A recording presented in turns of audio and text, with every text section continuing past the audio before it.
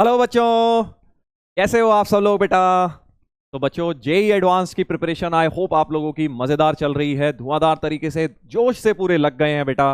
Mains का exam अब खत्म हो चुका है और अब समय आ गया है बेटा जेई एडवांस को फोड़ने का। और तुम सभी लोग बेटा कर सकते हो। बिल्कुल ये नहीं सोचना है कि शायद सर हमारे लिए नहीं बोल रहे, किसी और के लिए बोल रहे हैं। बेटा तुम्ही से बात कर रहा हूँ। तुम्हारे जैसे ही बच्चे हर साल एडवांस क्लियर करते हैं। बिल्कुल भी ये मत सोचो कि वो कोई दूसरे प्लैनेट से आते हैं, वो बिल्कुल ही डिफरेंट होते हैं, वो पहले से पता होता है कौन एडवांस क्लियर करेगा। ऐसा नहीं होता।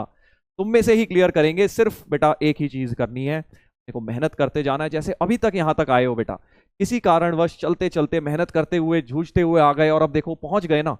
शुरुआत में कितनी बार तुम्हें ऐसा लगा होगा, अरे यार शायद अच्छा नहीं चल रहा, मजा नहीं आ रहा, सही नहीं चल रहा। बट अल्टीमेटली जेई मेन ठीक ठाक हो गया।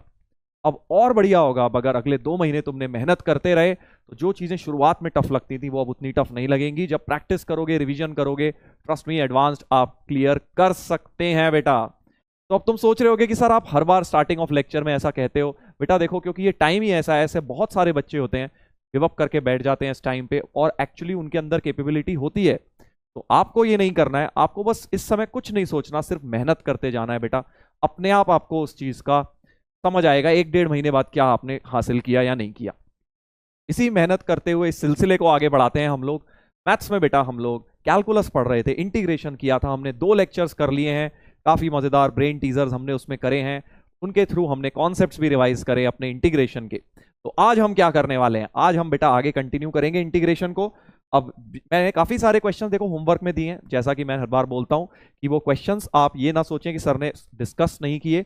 करूंगा मैं डिस्कस चैप्टर के एंड में बेटा, एक साथ सारे क्वेश्चंस लूंगा मैं, सारा होमवर्क हर एक लेक्चर का एक साथ डिस्कस करूंगा। उसका रीजन ये है कि भाई आप लोगों को सफिशिएंट टाइम मिलना चाहिए खुद से ट्राई करने का, क्योंकि मेरा सोल्यूशन बताना से कुछ हासिल नहीं होगा। तुम उसमें चाहे एक बार, दूसरी बार, तीसरी बार ट्राई करो, हो सकता है अब हो जाए। स्टार्ट लेक्चर 1 के जो नहीं हो सकता है अब हो जाए, उनको ट्राई जरूर करते रहिए, राइट। और फिर लास्ट में जाके एक साथ हम सबके डाउट्स डिस्कस करेंगे। चलिए, तो आज हम लोग क्या क्या पढ़ने वाले हैं। सबसे पहले तो कल मैंने डेफिनेट इंटीग्रेशन की प्रॉपर्टीज से रिलेटेड और रिडक्शन फॉर्मूला से रिलेटेड, या फिर ये कह लीजिए रिलेटिंग डेफिनेट इंटीग्रल से रिलेटेड बहुत चीजें बताई थी। उसी में हम आज थोड़े बहुत कंटिन्यूएशन में क्वेश्चंस करेंगे।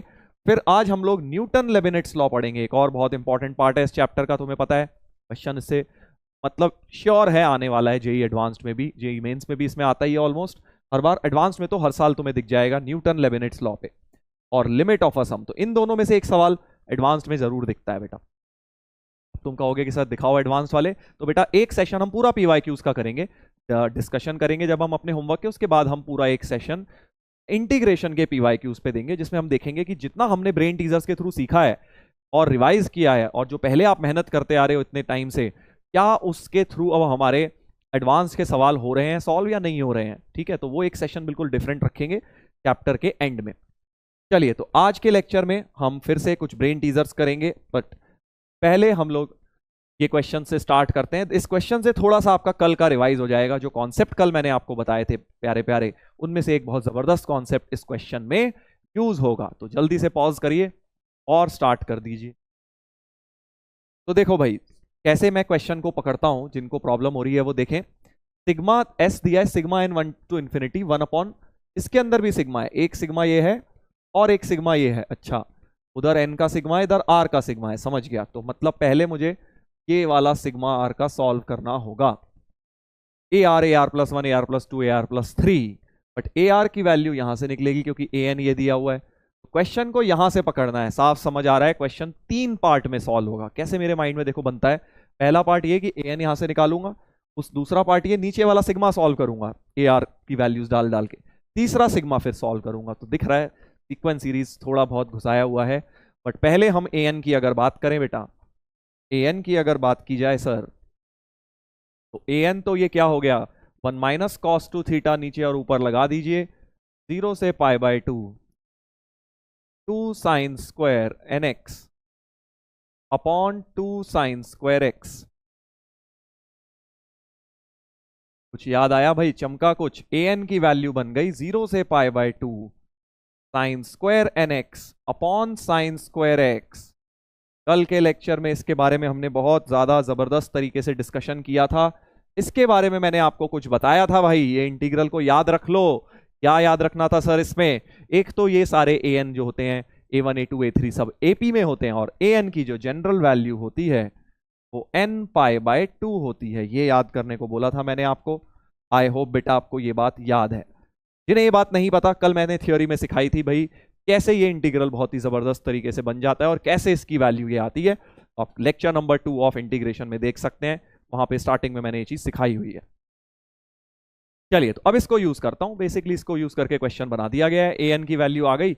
अब इस सिग्मा को खोलना है मुझे। AR +1, AR +2, AR +3, ये जनरल टर्म है मेरी नीचे वाले सिग्मा की, राइट।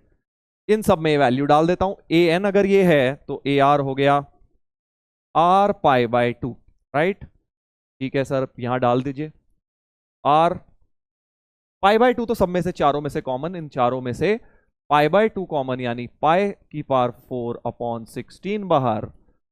R +1, R +2, R +3 हो जाएगा बेटा। समझे मैंने क्या किया? जनरल टर्म में AR R पाई बाय 2 है तो AR +1 क्या हो जाएगा? R +1 pi by 2।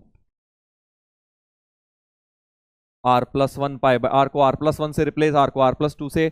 तो इस तरह से सारी टर्म्स सिग्मा की अंदर जो जनरल टर्म है नीचे वाले की वो बन जाएंगी। अब ये तो बहुत प्यारा सा सवाल बन गया, ये तो बहुत प्यारा सा सवाल बन गया बेटा। इसका तुमने मेंस में खूब इसके ऊपर तुमने एनालिसिस किया होगा कि इस वाले की जनरल टर्म है, और ये टेलीस्कोपिंग सीरीज से बेटा सीधा सीधा ऑब्जेक्टिव ट्रिक होती है कि इसका आंसर आ जाता है π²/16 into 1/5 nn+1 n+2 n+3 n+4। ये बेटा ऑब्जेक्टिव ट्रिक होता है कि इसकी जो Sn आती है, ये Sn ये आ जाती है भाई, Sn ये आ जाती है। सर कैसे आ जाती है? तो जिनको बेटा ये ऑब्जेक्टिव ट्रिक नहीं आती वो लंबे मेथड से जरा सोचो कि जनरल टर्म अगर ये है R +1 R +2 R +3, उनके लिए मैं अलग से बता देता हूं। जिन्हें नहीं आता बेटा उसको मैं बता देता हूं, बाकी लोग नहीं तो आगे कंटिन्यू करें। तो मैंने एक जनरल टर्म लिखी, इससे डायरेक्ट सिग्मा कैसे लिख दिया? एक्चुअली टेलीस्कोपिक सीरीज ही लगाई हुई है। तो R +1 R +2 R +3 के बाद इसमें करते क्या है? अगली टर्म R +4 लेते हैं और पिछली टर्म लेते हैं R -1, और प्रोसेस में R कट गया, 1/5 बाहर आ जाता है, राइट। हमेशा जब भी न्यूमरेटर में ऐसी टेलीस्कोपिंग होती है आपको अगली और पिछली टर्म्स का डिफरेंस क्रिएट करना होता है। ये सब थ्योरी का पार्ट है सीक्वेंस सीरीज में। तो 1/5 बाहर, इस ब्रैकेट को इसके साथ खोल दो।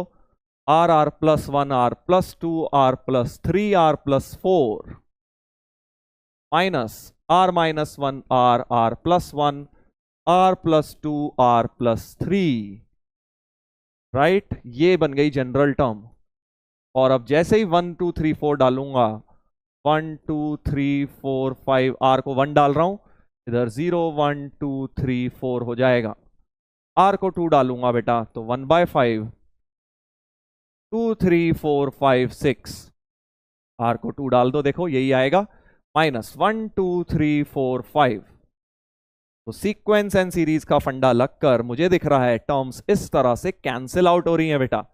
ये नीचे वाली इससे होगी तो होगा क्या? इधर वाली पहली बच जाएगी 1/5, जब R को n डालूंगा, nn+1 n+2 n+3 n+4, minus के आगे जो भी होगा वो तो कट जाएगा।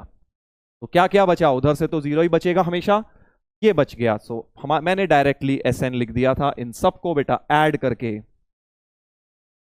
1/5 ये वाली टर्म बस मैंने लिख दी थी, nn+1 n+2 n+3 n+4। तो ये पूरी कहानी ना करनी पड़े तो ऑब्जेक्टिव में हम एक ट्रिक याद कर लेते हैं। क्या याद कर लेते हैं सर? इधर देखो, अब जिनको ये ट्रिक नहीं पता थी मैंने कैसे डायरेक्ट लिखा, यही चीज लिखी थी ना। देखो मैंने Sn को 1/5, ये देखिए ये मैंने डायरेक्ट कैसे लिख दी थी। तो वैसे तो पता होगी, नहीं पता इधर देख लो। तो अगर जनरल टर्म कभी भी आ जाए R +1 R +2, तो तुम्हें कुछ नहीं करना, इसको एक अगले तक बढ़ा देना है। तो अगर TR ऐसा है तो Sn हो जाएगा nn+1 n+2 n+2 तक है ना, एक 3 तक बढ़ा दो और 1/, में अगला वाला 4 कर दो, बस ऐसे। इतना याद रख लो, राइट। अगर मान लीजिए जनरल टर्म होती R +1 R +2 r+3 इतनी होती, राइट। तो मुझे क्या करना है, r+4 तक जाना है, मतलब n+1 n+2 n+3 n+4 तक जाना है, एक अगला वाला लेके गए और यहां 1/5 लिख देना है, बस खत्म। 5 होती हैं अगर तो 6 तक जाता और यहां 1/7 लिख देता, खत्म। ऐसे याद रख लो। SN अपना इसी फंडे से ऑब्जेक्टिव ट्रिक बन गई बेटा, ये डायरेक्ट लिख लिया करेंगे अब से हम, यही लिखा था देखो मैंने, ठीक है। इसलिए मैंने इसको डायरेक्ट लिख दिया, ऑब्जेक्टिव में आपको भी ऐसे ही करना है, पूरा टेलीस्कोपिंग नहीं लगाना। अब तुम लोग चैंपियन हो गए हो यार, इतनी बेसिक टेलीस्कोपिंग में तुम कर लोगे, ओरली करना है तुमको, ठीक है। अभी क्वेश्चन सॉल्व नहीं हुआ सर, अभी तो ये वाला सिग्मा निकला है, अभी तो S जो है वो है n जो है 1 to infinity, और उसकी जनरल टर्म अब ये है, जनरल टर्म बेटा अब ये है, तुम देख रहे हो कैसे क्वेश्चन के अंदर क्वेश्चन घुसाया हुआ है। तो 1/π²/16 और 1/5 भी है, n+1 n+2 n+3 n+4, ये जनरल टर्म है सर। ये सब जो कबाड़ा है तो कांस्टेंट है, इसको हटाइए सर, इसको हटा के 16 5 80/π⁴ था, अजय π⁴ था भाई, π² नहीं, π⁴/80/π⁴ बाहर कर लेता हूं।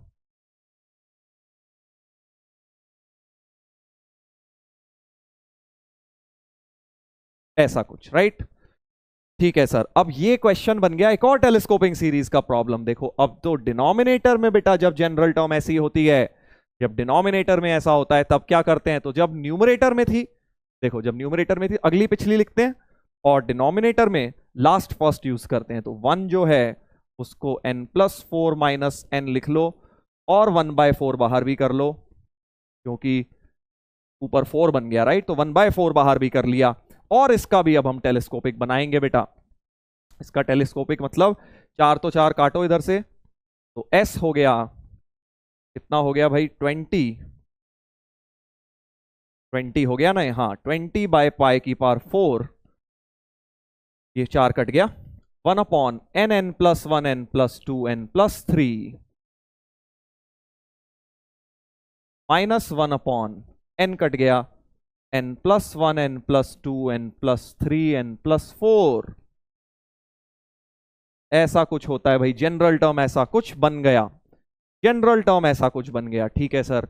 अब फिर से वही वैल्यूज डालिए, टेलीस्कोपिंग सीरीज बनती जाएगी। क्या बचेगा सर, इंफिनिटी तक जाना है तो पहली टर्म बचेगी, बस पहली का पहला पार्ट, तो S∞, सीधे सीधे S की वैल्यू लिख देता हूं, देखो सीधे 20/π⁴ बाहर, कैसे देखो डायरेक्ट लिख रहा हूं, बस इसमें 1 डालेंगे जो वो वैल्यू बचेगी पहले वाले में, तो 1/1 2 3 4, माइनस में 0 ही बचेगा, क्योंकि इन्फिनिटी में जो लास्ट टर्म होगी 0 बना देती है बेटा। ये मैं डायरेक्ट लिख रहा हूं, देखो कैसे दो टेलीस्कोपिंग के क्वेश्चंस को डायरेक्ट लिख दिया, तो S की वैल्यू ये हो गई, ठीक है सर। बट हमें निकालना है 24π⁴S, 4 3 12 2 24, ठीक है, 24π⁴S और 24S π⁴ की वैल्यू आ गई 20, ये पूरा बेसिकली उधर क्रॉस मल्टीप्लाई हो जाएगा, इस चीज की वैल्यू मुझे दिख रही है 20 हो गई बेटा, 20 हो गई, राइट। फाइनल आंसर होना चाहिए 20 आंसर हो गया। तो देखो कहां से कहां क्वेश्चन घूम गया, इंटीग्रेशन के इस फंडे से शुरू हुआ, अब जिनको ये नहीं आता वो यहीं पे बैठ जाएंगे, कुछ नहीं कर पाएंगे इस क्वेश्चन में, और जिनको ये आता है तब टेलीस्कोपिक का अपना क्लास के फंडे देखो कैसे यूज होते हैं। जेई का नहीं है क्वेश्चन, बट हाँ इस तरह का बन सकता है। ब्रेन टीजर नंबर 30, तो नंबरिंग हम कंटिन्यू रख रहे हैं, 29 तक हमने पिछले लेक्चर में किया था, आज हमने 30 से शुरू किया है। चलिए आगे बढ़ते हैं, एक और जबरदस्त ब्रेन टीजर लेते हैं 31, फिर हम आएंगे न्यूटन लेबनिट्ज लॉ के ऊपर, राइट। पहले एक और जनरल क्वेश्चन ले लेते हैं।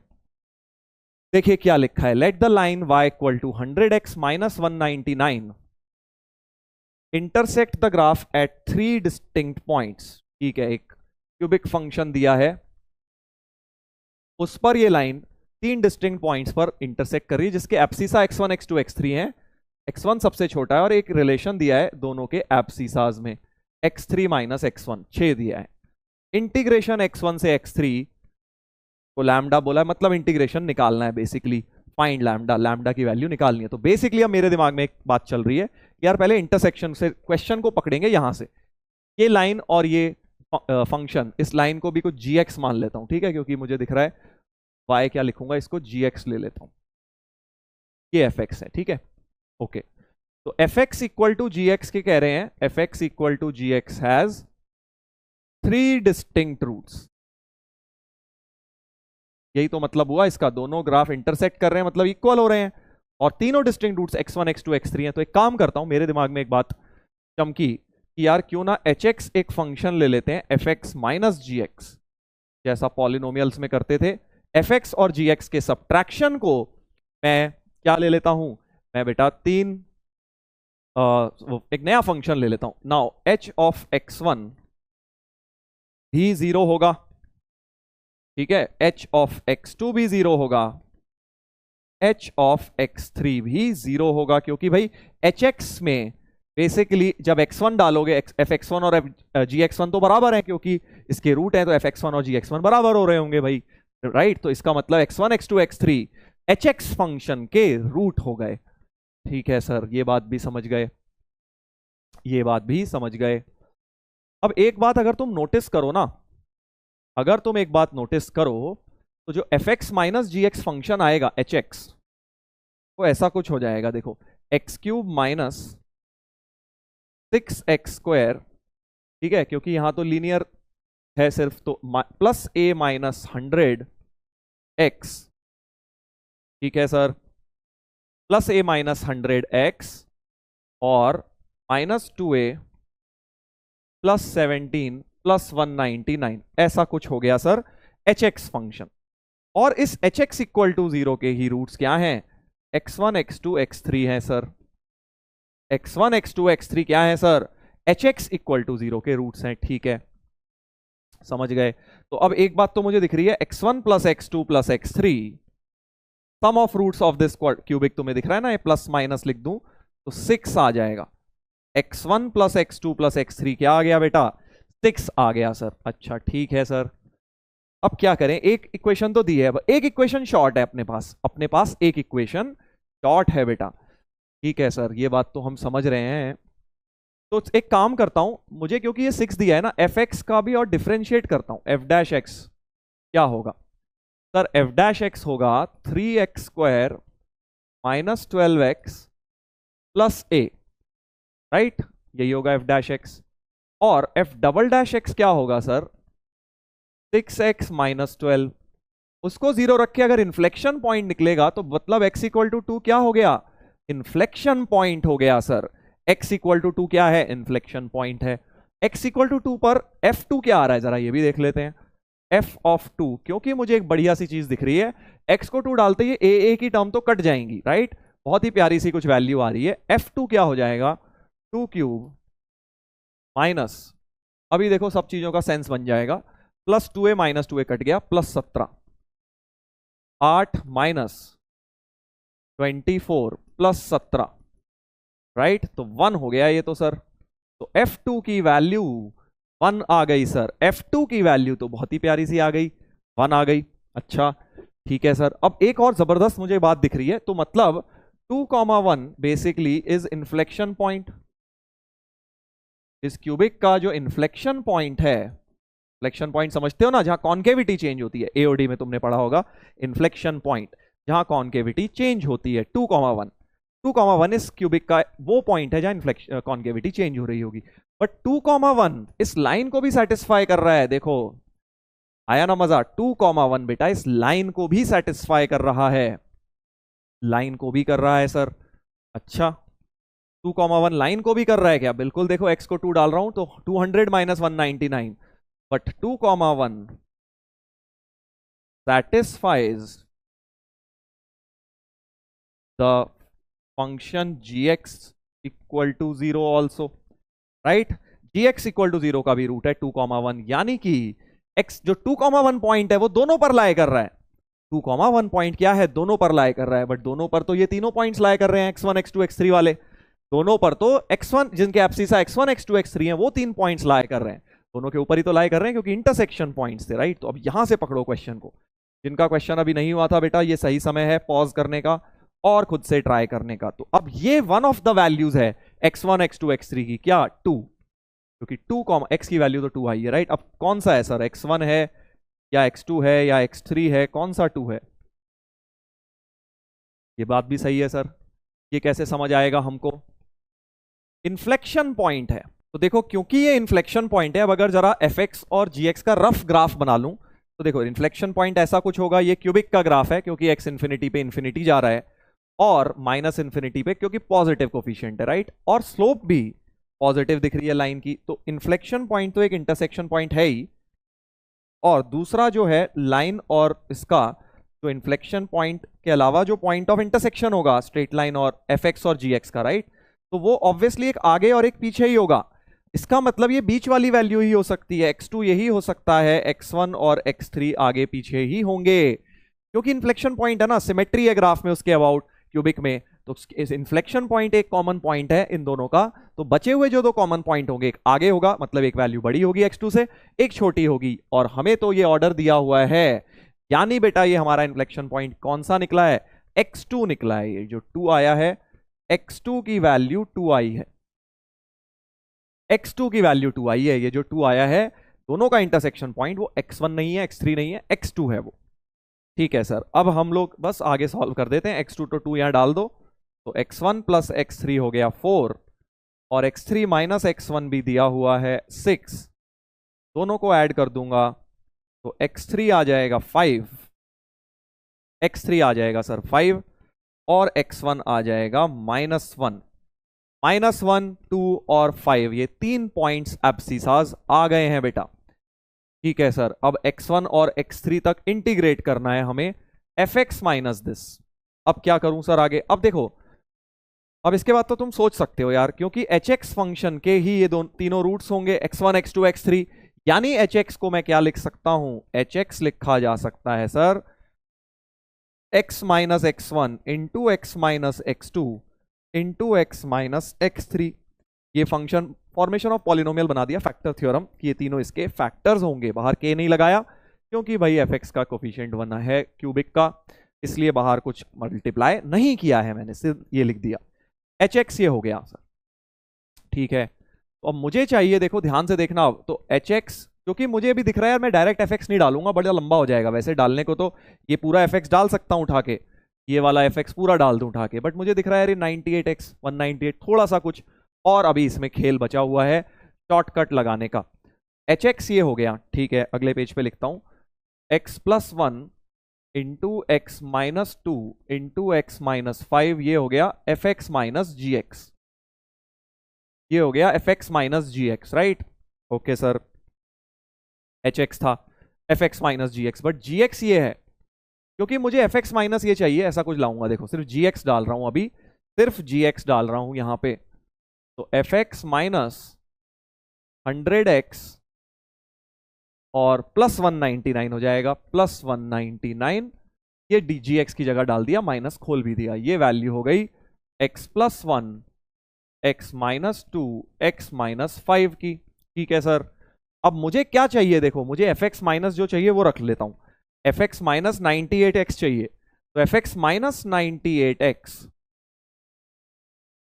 माइनस 2 को इधर ले गए, x plus 1 x minus 2 x minus 5 plus 2x इधर ले गया राइट, प्लस 2x इधर ले गया क्योंकि 98 चाहिए था, और कितना चाहिए था मुझे यहाँ, प्लस 198 चाहिए, मेरे पास 199 है तो 198 अलग करा, 1 भी इधर लेकर आ गया, ये चीज मेरी बेटा इक्वेशन बन गई। देखो कितनी प्यार से मैंने वो चीज क्रिएट कर ली जो मुझे चाहिए।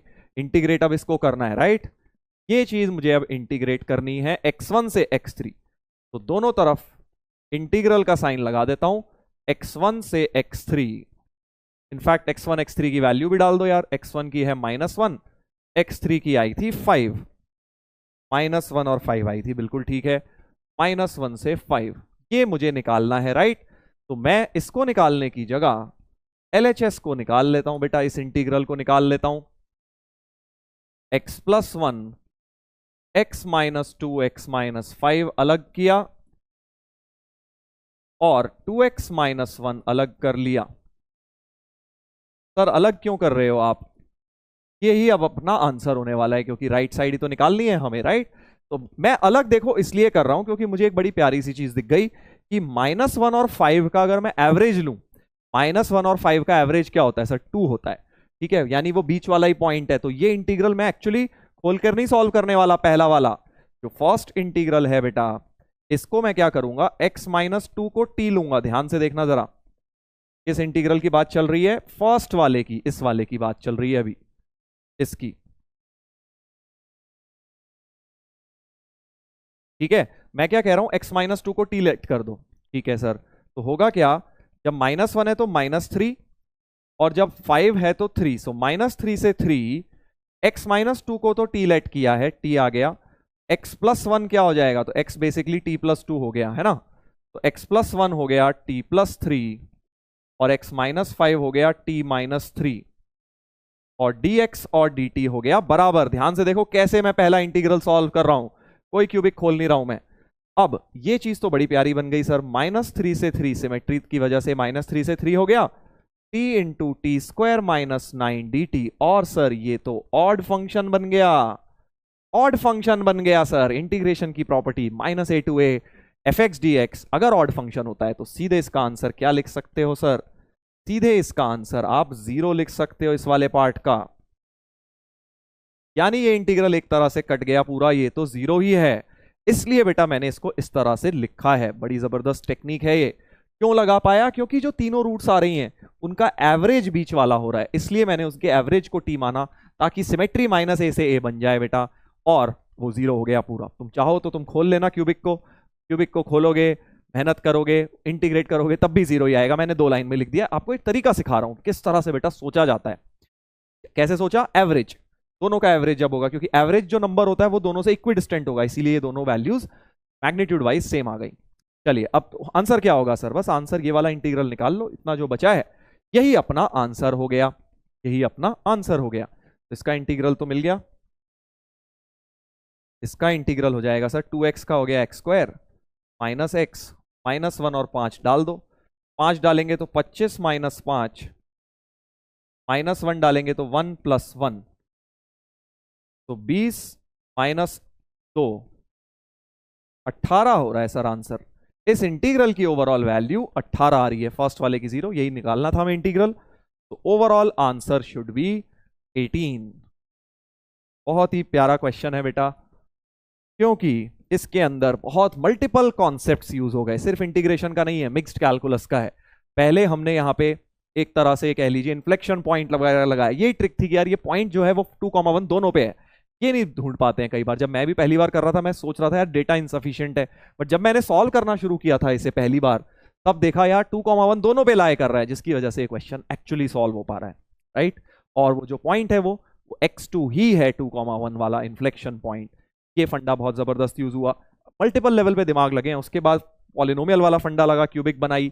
उसके बाद बेटा इंटीग्रेशन की ये प्रॉपर्टी वाला फंडा लगा कि मैंने प्रॉपर्टी 4 लगा ली, ऑड फंक्शन वाली, सब्स्टिट्यूशन ऐसा करके एवरेज ऑफ द टू। इसलिए क्वेश्चन बहुत बढ़िया लगता है मुझे, देख लीजिए भाई।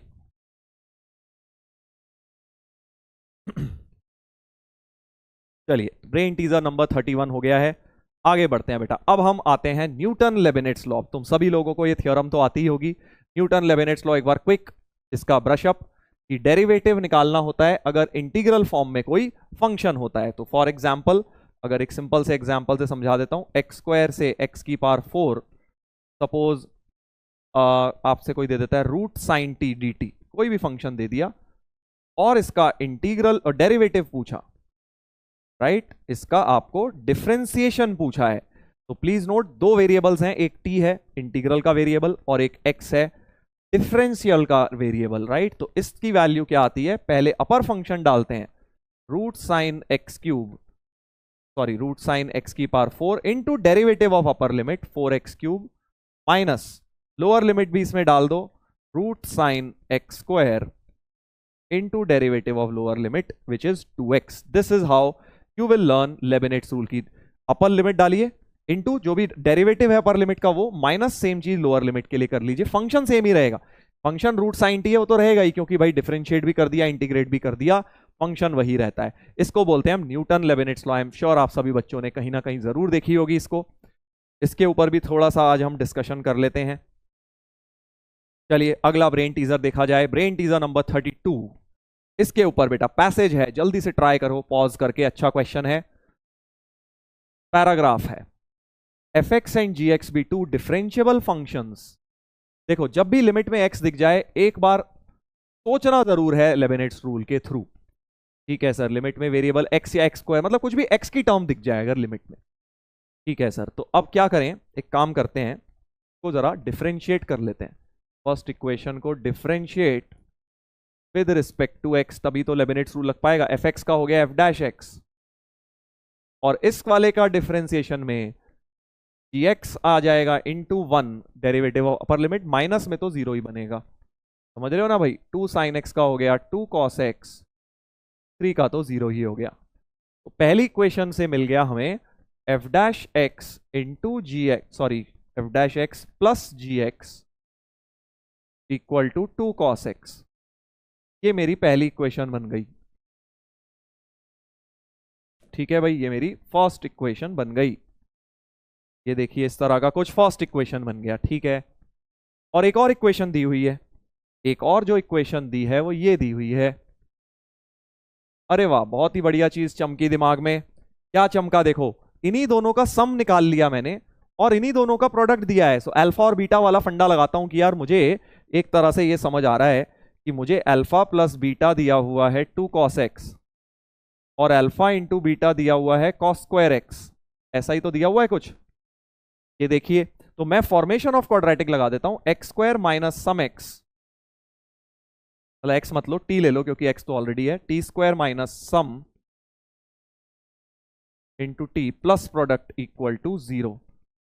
बहुत ही प्यार से सॉल्व हो जाएगी। होल स्क्वायर दिख रहा है, टी माइनस कॉस एक्स का होल स्क्वायर इक्वल टू 0, यानी टी की वैल्यू कॉस एक्स, यानी कि अल्फा और बीटा दोनों सॉल्यूशंस क्या हो गए, कॉस एक्स ही हो गए बेटा। इसका मतलब मैंने क्वाड्रेटिक लगा के ये निकाल लिया कि एफ डैश एक्स भी कॉस एक्स है एंड जी एक्स भी कॉस एक्स है। दोनों ही कॉस एक्स होंगे क्योंकि जो अल्फा बीटा की क्वाड्रेटिक बनी उसके रूट्स आ रहे हैं t equal to cos x.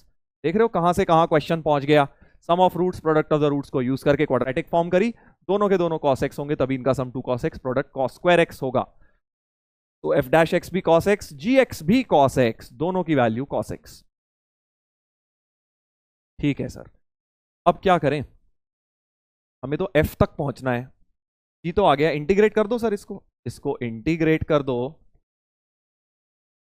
तो एफ डैश एक्स का हो गया एफ एक्स, कॉस एक्स का हो गया साइन एक्स, प्लस सी भी आएगा। अब सर अब इस सी का क्या करें सर, सी तो कुछ निकालने के लिए दिया ही नहीं है। सी तो सर हमेशा नहीं तो जनरली ऐसे दे देते हैं ना, F0 1 है, F2 5 है, ऐसा कुछ दे देते हैं, बट यहां कुछ नहीं दिया सर। तो कोई बात नहीं, जब ऐसे क्वेश्चन में कुछ नहीं दिया हो बट इंटीग्रल का साइन हो ना, तो बहुत बढ़िया एक ट्रिक होती है बेटा। जो लोअर लिमिट है, ध्यान से सुनना, जो लोअर लिमिट है इस इंटीग्रल, क्योंकि ये इक्वेशन हर एक्स के लिए वैलिड है, तो जो लोअर लिमिट है वही अपर लिमिट बना दिया करो। मतलब एक्स को 0 डालो इस क्वेश्चन में। यहां लोअर लिमिट में 5 होता तो मैं एक्स को 5 डालता। ओके, क्यों सर, क्योंकि 0 से 0 इंटीग्रल क्या होता है यार, a टू a इंटीग्रल हमेशा 0 हो जाता है, इंटीग्रल ही उड़ जाएगा। तो आपको एक बाउंड्री वैल्यू मिल जाएगी अगर मैं इसके अंदर x को 0 डाल दूं। 0 क्यों सूझा मेरे दिमाग में, क्योंकि लोअर लिमिट भी 0 है। तो f0 इस पूरी इक्वेशन में 0 डालो, ये f0 बन गया। ये तो इंटीग्रल हट ही गया 0। राइट साइड में 2 साइन 0 0 होता है, -3 एज इट इज, यानी f0 की वैल्यू बेटा -3 आ गई। ये भी एक बहुत जबरदस्त छोटा सा कॉन्सेप्ट है।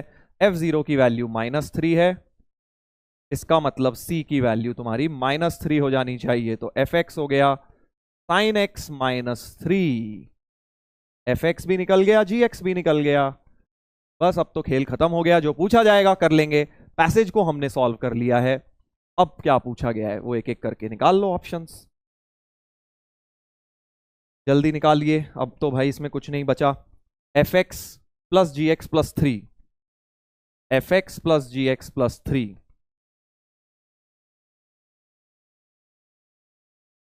की पावर 1/x। ठीक है, तो fx प्लस 3 तो साइन एक्स ही हो गया, प्लस मतलब sine x plus cos x की पावर 1/x। लिमिट का सवाल डाला हुआ है, लिमिट एक्सटेंडिंग टू 0 में, साफ समझ आ रहा है, 1 की पावर इन्फिनिटी हो जाएगी। तो sine x plus cos x minus 1, base function में से 1 minus power function multiply e की पावर कर देंगे, इसको ई की पावर कर देंगे सर, अलग अलग कर लो, ई की power sine x by x 1 और cos x minus 1 upon x है, सिर्फ एक्स स्क्वायर होता, नहीं तो ये 0 ही आ गया, क्योंकि x से मल्टीप्लाई डिवाइड करूंगा 0 बन जाएगा, यानी e की पावर 1 प्लस 0 यानी e की पावर 1 आंसर हो गया। बी ऑप्शन आंसर होना चाहिए बेटा, बी ऑप्शन आंसर होना चाहिए, बिल्कुल ठीक आ गया। तो लेबिनिट्स रूल का बहुत ही प्यारा इजी सा क्वेश्चन है, कुछ खास मुश्किल नहीं था, 2-3 जगह इंपॉर्टेंट थी। एक तो ये फॉर्मेशन ऑफ क्वाड्रेटिक लगाई मैंने, दूसरा ये कि जो मैंने बाउंड्री पॉइंट निकाला कांस्टेंट निकालने के लिए, वो x को 0 डाल के निकाला, ये इंपॉर्टेंट ट्रिक है बड़ी, ये एक इंपॉर्टेंट ट्रिक है भाई। देख लीजिए पहला क्वेश्चन तो हो गया है, अब तुम दूसरा तो यार कर ही लोगे, इसी पैसेज में कर लो, जल्दी से निकाल लो पॉज करके answer. F x g x सब आ चुके हैं, एफ एक्स प्लस 3 बनाने को बोल रहे हैं, एफ एक्स प्लस 3 तो हमने निकाल लिया, साइन एक्स है सर, तो माइनस पाई बाय 4 से पाई बाय 4,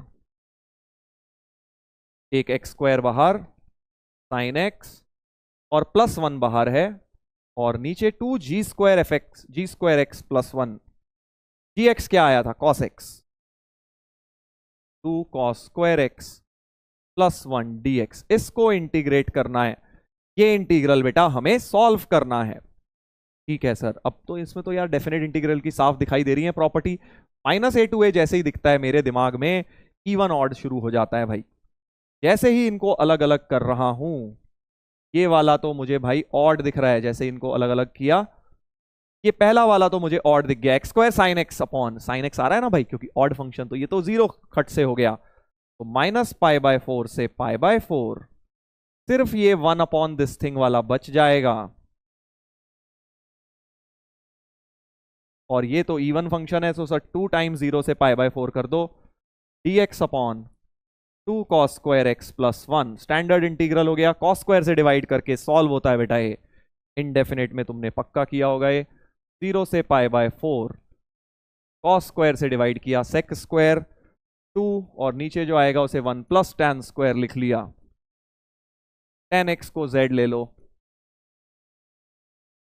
0 से 1 dz upon 3 plus z square, तो 2 by root 3 tan inverse z by root 3, तो 2 बाय रूट 3 मल्टीप्लाई होगा बेटा, जब z को 1 डाल दोगे tan inverse 1 by root 3 minus 0, तो tan इनवर्स 1 बाय रूट 3 हो गया pi by 6, pi by 3 root 3 हो गया भाई आंसर, पाई बाय 3 रूट 3 हो गया, ए ऑप्शन आ जाएगा, देखो रूट 3 से मल्टीप्लाई एंड डिवाइड कर दूंगा, ए ऑप्शन आ गया देखो, तो ये इसके अंदर पैसेज में डेफिनेट इंटीग्रल घुसा दिया। ऐसे क्वेश्चंस एडवांस में बेटा आ जाते हैं प्रॉपर्टीज बेस्ड। तो मिक्स्ड हो गया पूरा इसमें इंटीग्रेशन, यहां पे लेबिनिट्स रूल लगा, थोड़ा सा इंटीग्रेशन लगा, थोड़ी सी 1 की पावर इंफिनिटी लगी, और आखिरी में जाके प्रॉपर्टीज लग गई डेफिनेट इंटीग्रल की।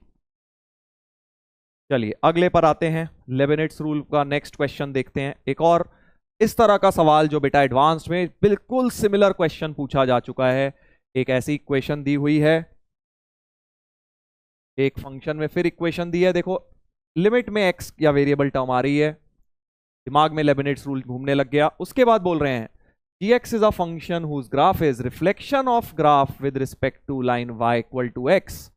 तो y इक्वल टू x में कौन होता है रिफ्लेक्शन, कौन होता है इमेज, इनवर्स फंक्शन होता है बेटा, यानी कि तुम्हें वो इनडायरेक्टली बोलना चाह रहे हैं कि भाई जो f इनवर्स फंक्शन है वो g फंक्शन है, g function is inverse of f। तो इसमें वही लगेगा, समझ गए, g डैश की बात कर रहे हैं, मतलब डेरिवेटिव, इनवर्स के डेरिवेटिव की बात कर रहे हैं।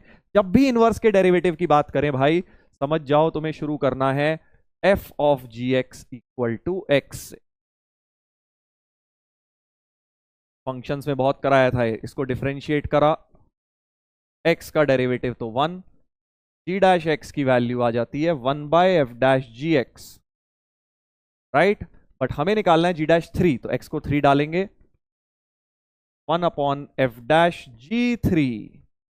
अब g3 कहां से लाऊं सर, g3 तो दिया ही नहीं है, बट आज मैंने तुम्हें एक बात बताई थी, इंटीग्रल में जो भी लोअर लिमिट है ना उसी को अपर लिमिट बनाओ, x को एक बार वो जरूर डालो, कुछ ना कुछ बेनिफिट तुम्हें जरूर मिलेगा। तो x को बेटा 0 डालता हूं जरा इस इक्वेशन में भी, क्योंकि लोअर लिमिट 0 है। तो put x equal to 0 in this equation because it is valid for all x in -1 to 1। तो मैं x को 0 भी डाल सकता हूं। e की पावर 0 1, f0 यहां भी 0, यहां 3 प्लस इंटीग्रल तो उड़ गया 0, यानी f0 की वैल्यू 3 हो गई। f0 की वैल्यू 3 हो गई बेटा। तो इनवर्स की डेफिनेशन क्या कहती है? अगर f0 3 है सर तो g ऑफ 3 0 होगा। g ऑफ 3 0 होगा क्योंकि g क्या है? इनवर्स है। 0 की इमेज 3 है। अगर ये तो होता है ना यार, 0 की इमेज अगर fx में 3 है तो 3 की इमेज gx में 0 होगी, राइट? ऐसा हो जाता है। तो g3 की वैल्यू 0 हो गई। मजा आ गया सर, यहां g3 यूज हो जाएगा। तो 1/f' 0 बन गया। अब बेसिकली काम ये है कि अगर ये निकालना है तुम्हें g'3 तो तुम्हें f'0 की खोज करनी है। f'0 कैसे आएगा सर? f'0 के लिए तो भाई साफ समझ आ गया, जो इक्वेशन दी है तो डिफरेंशिएट कर देता हूं सर, ताकि डेरिवेटिव f' की टर्म क्रिएट हो जाए। कर लो, अब तो लेबिनिट्स रूल लगेगा। तो differentiate with respect to x, इस इक्वेशन को डिफरेंशिएट करेंगे with respect to x। Left side में प्रोडक्ट रूल,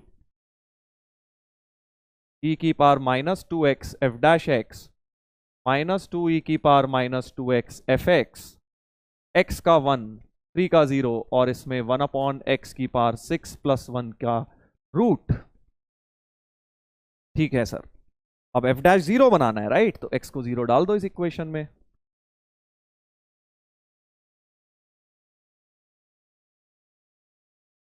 तो f'0 बन गया 2 + 2f0। f0 की वैल्यू तो सर 3 आई थी, 8 हो गया ये। ठीक है जी, f'0 की वैल्यू अपनी 8 आ गई।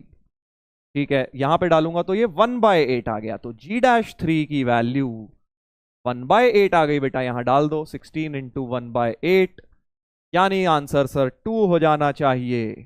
2 हो गया बेटा, इंटीजर टाइप क्वेश्चन था। बिल्कुल सिमिलर सवाल आ चुका है यार, 2009 में आया था। अब तुम कहोगे सर इतना पुराना, आपने उसी तरह के ही बनते हैं बेटा। वैसा सही क्वेश्चन है, इनवर्स मिक्स्ड विद डेरिवेटिव और साथ में लेबनिट्स रूल का भी यूज हो गया। बहुत प्यारा क्वेश्चन है। तुम ये मत सोचो अरे सर ये तो हो गया, तो जो हो गया अच्छी बात है। देखो IIT ये समय वो नहीं है कि हम रैंडमली टफ सवाल करने बैठ जाएं। IIT जेईई एडवांस्ड में जिस तरह के आते हैं आपको वैसे ही करना है, क्योंकि अल्टीमेटली वही नंबर दिलाएंगे आपको। और आपको क्या करना है बेटा, उन्हीं क्वेश्चन को बस टाइम के अंदर खत्म कर देना है। हम लोग क्या सोचते हैं, हम लोग गलत तरीके से कई बार एडवांस की प्रिपरेशन ले लेते हैं कि यार टफ से टफ सवाल, अब उसमें 15-15 मिनट लग रहे हैं। वो करने में सही होता है, अपने ब्रेन उससे शार्प होता है, बट अब लास्ट के टाइम में जैसे एडवांस में क्वेश्चन आ रहे हैं उसी तरह के क्वेश्चन टाइम बाउंड करके करो। मतलब तुम एक कोई भी बुक या कोई भी ऐसा असाइनमेंट या डीपीपी उठा लो और उसमें ये मत सोचो तुमसे सारे हो गए, ये बताओ सारे कितने समय में हुए। ये अब ये काउंट करने का समय आ गया है। ये तो सभी अब सारे तो कर ही लोगे यार, तुम लोग इतना पढ़ चुके हो, टाइम लगा लगा के सारे कर ही लोगे। कहीं ना कहीं से सोच के थोड़ा दिमाग लगाया, किसी से पूछा, हो गया। बट आपने इतने समय में खुद से बिना गलती करे ये 3 चीजें देखनी है। क्या क्या? सबसे पहले खुद से करा, हमने किसी की हिंट ली नहीं, क्योंकि एग्जाम में कोई हिंट देने भी नहीं आएगा, कोई पहला स्टेप बताने भी नहीं आएगा। कहीं पता चला पहला स्टेप देख लिया, y को sin x मानना था, अच्छा फिर तो मैंने कर ही लिया। नहीं, एग्जाम में कौन बताने आएगा? कोई नहीं। खुद से पूरा क्वेश्चन करना है। ठीक है। दूसरा, कोई गलती नहीं होनी चाहिए उसमें, सिली मिस्टेक नहीं। ऐसा नहीं अरे हमने 2 ऑप्शन तो कर दिए, तीसरा ही तो नहीं आया, नहीं। और थर्ड, टाइम के अंदर कितने मिनट में आया। तो अगर ये तीनों पैरामीटर फुलफिल हो रहे हैं तब आप एडवांस को मानिए कि हाँ आपने वो क्वेश्चन हमें इजी लगा और हमने टाइम में कर लिया। होता क्या है, हम टाइम को देखते ही नहीं है, अपनी हैबिट बन जाती है बेटा। एडवांस में इस तरह की प्रिपरेशन मत करो। अब कोई बात नहीं, अभी तक तुमने ऐसे ही किया होगा, सभी वैसे ही करते हैं, बट जो लास्ट का 1-1.5 महीना है इसमें ये देखना शुरू कर दो कि टाइम के अंदर कितने हो रहे हैं। ठीक है ना, तो ये बहुत इंपॉर्टेंट है। चलिए अब जैसे ये क्वेश्चन स्टार्ट करिए, क्या करना है और टाइम लगाइए कि हाँ जी मैंने इतने बजे शुरू किया। टाइमर अपने घर बगल में, तुम मोबाइल में, वॉच में, कोई भी स्टॉप वॉच लगा लो और 5 मिनट या 4 मिनट का टाइमर लगाओ, उसके अंदर अपने को करना है। 4-5 मिनट तो लगेंगे ही। देखो एडवांस का सवाल है, ये 2-2 मिनट में नहीं होने वाले। ठीक है, एग्जाम में हमें 4-5 मिनट भी लग रहा है, एडवांस में अंदर हमें कर लेना चाहिए क्वेश्चन को। ठीक है सर, तो अब स्टार्ट करते हैं जरा इसको। Limit x tending to 0। ठीक है सर, तो x को जब 0 डालूंगा, फॉर्म चेक करने की कोशिश करता हूं क्योंकि मुझे पावर में तो इन्फिनिटी दिख ही रही है। x को 0 डालूंगा तो 1 माइनस 1 ये भी 0 टू 0, ये इंटीग्रल तो उड़ जाएगा पूरा। मतलब 1 की पावर इन्फिनिटी लिखी है, साफ समझ आ रहा है क्या लिखा हुआ है, 1 की पावर इन्फिनिटी लिखी हुई है सर, समझ गए ना। बस अब तो 1 की पावर इन्फिनिटी का फॉर्मूला तुम्हें आता है, ई की पावर बेस फंक्शन ये है, इसमें से 1 सबट्रैक्ट तो ये उड़ जाएगा, तो बेस फंक्शन रह जाएगा दिस थिंग, आर्क मतलब 2 tan इनवर्स टी, ठीक है sir, into 1 plus t square की पावर ln a dt, ये हो जाएगा base function -1 into power function into 1 by x, तो ये एक्स कर देता हूं, ये एक्स कर देता हूं, और लिमिट एक्सटेंडिंग टू 0 करना है बेटा, लिमिट एक्सटेंडिंग टू 0, तो अब ये बन गई 0/0 फॉर्म, इसमें लगा दो लॉपिटल्स रूल, मतलब ऊपर नीचे डिफरेंशिएट कर दो, ऊपर नीचे डिफरेंशिएट कर दीजिए सर, लॉपिटल्स रूल, LH रूल लिख देता हूं, ऊपर अलग डिफरेंशिएशन नीचे अलग, ऊपर जैसे ही डिफरेंशिएशन करूंगा इसके रिस्पेक्ट में करोगे, x के रिस्पेक्ट में, क्योंकि लिमिट x की है बेटा, x के रिस्पेक्ट में जब करूंगा ऊपर लेबनिट्स रूल लगेगा, या अपर लिमिट डलेगी साइन 2 tan इनवर्स, ध्यान से लिखना भाई, a की power x -1 into 1 plus t square, a की पावर x -1 प्लस 1 कट गए, a की पावर x ln a, ठीक है, और into derivative of upper limit भी तो आएगा, वो तो भूल ही गया, अपर लिमिट तो डाल दी, into derivative of upper limit, तो a की पावर x -1 की पावर हाफ है, तो हाफ रूट a की पावर x -1 इंटू a की पावर x ln a, और नीचे का तो 1 ही हो गया सर, नीचे का तो 1 ही हो गया, ठीक है सर। अब क्या क्या करें, बस x को 0 डालना है, अब तो हो गया क्वेश्चन, x को 0 देखो डालो, x को 0 यहां डालूंगा ये तो 1 हो गया, तो अलग से दिख ही रहा है मुझे, यहां भी x को 0 डालूंगा ये भी पूरी टर्म 1 हो जाएगी, ठीक है सर। ये वाले में x को 0 डाल के अंदर एंगल 0 बन रहा है ना, x को 0 डाल रहा हूं तो a की power 0 1 -1 0 sine theta upon theta कर देता हूं, मतलब इस पूरे एंगल को मल्टीप्लाई एंड डिवाइड कर देता हूं, देखो कैसे लिख रहा हूं, इस पूरे एंगल से जब मल्टीप्लाई एंड डिवाइड किया तो 2 tan इनवर्स रूट a की पावर x -1 बच जाएगा सिर्फ ऊपर, समझ गए ना, क्योंकि जो नीचे आएगा sine theta by theta 1 into theta वाला, बस ये थीटा रह जाएगा, ठीक है सर। और एक क्या क्या बचेगा, ये वाली टर्म और बच गई अभी हमारे पास, तो 1/2 रूट a की पावर x -1, 2 से 2 कटा, और एक ये ln a भी बचा है भाई, ध्यान से, एक ये ln a भी बचा है, तो हमारे पास बन गया tan इनवर्स रूट a की power x -1 upon root a की पावर x -1, और फिर से ये tan inverse theta by theta फिर से 1 हो गया बेटा, क्योंकि थीटा तो 0 जा रहा है, थीटा 0 जा रहा है ना, क्योंकि जैसे ही x 1 जाएगा a की पावर x -1 तो 0 जा रहा है, यानी ये limit tan inverse x by x ये भी 1 हो गई, तो लिमिट फाइनली सॉल्व करके ln a आ गई है बेटा, ln a आई है, बस ध्यान रखना e की पावर भी थी, इस पूरी चीज की e की पावर थी, क्योंकि 1 की पावर इन्फिनिटी में e नहीं भूलते हैं, e की पावर में आता है ये सब, 1 की पावर इन्फिनिटी के फॉर्मूले लिमिट में बहुत करे हैं तुमने, e की पावर ln a तो तुम्हारा a ही हो गया, यानी ये लिमिट इतनी लंबी चौड़ी सॉल्व करके a आई, और ये तो 5, ये 5 दी हुई है, a की वैल्यू 5 होनी चाहिए भाई, हमारे हिसाब से a की वैल्यू 5 होनी चाहिए, देख लीजिए, देख लीजिए भाई, हो गया ब्रेन टीजर नंबर 35। अगेन इसमें भी बेटा लिमिट मिक्स्ड है with Leibniz rule and L'Hopital's rule, तो 3 चीजें मिक्स हो गई, तो अगर ये सब चीजें तुम टाइम के अंदर पूरे करेक्ट निकाल पा रहे हो, you are on the right track. ये सोच रहे हो अरे यार आता तो था, इजी तो था, सॉल्यूशन देखकर, नहीं, एग्जाम में लिबर्टी नहीं मिलेगी, सर ने पहला स्टेप बता दिया अब आगे करते रहो, तुम्हें खुद से पूरा सोचना है, टाइम के अंदर सोचना है, ये हैबिट डालो बेटा प्लीज, इस बात को बहुत सीरियसली लो, जो बच्चे इसको करते हैं रैंक उन्हीं की आएगी, आता तो सभी को है यार, 2 साल से लगे हुए हो, 3 साल से लगे हुए हो कुछ लोग, तो तुम्हें आ तो जाएगा ही, अब इतने सालों से पढ़ रहे हो तो एक ही चीज पढ़े जा रहे हो, पढ़े जा रहे हो, रिवीजन करे जा रहे हो, बार बार देखे जा रहे हो, मेहनत कर रहे हो, अच्छी बात है, बट अब उस चीज को समय आ गया है टाइम के अंदर खत्म करने का, जितना तुम प्रैक्टिस करोगे, टाइम बाउंडेड प्रैक्टिस करोगे, अपना 1 घंटा लेके बैठ गए और उसमें देखा यार 15 सवाल मुझसे 10 सवाल 12 सवाल हुए या नहीं हुए एडवांस लेवल के, ये मत सोचो कि अरे हो तो गए, कितनी देर में हुए, दैट इज इंपॉर्टेंट। चलिए अगले पर आते हैं, अगले पर आते हैं, polynomial function with non negative coefficient satisfy the equation this. अच्छा समझ गया, एक इक्वेशन दी हुई है एफ ऑफ एफ एक्स कुछ ऐसा कुछ दिया है, F00 भी दिया हुआ है, ठीक है।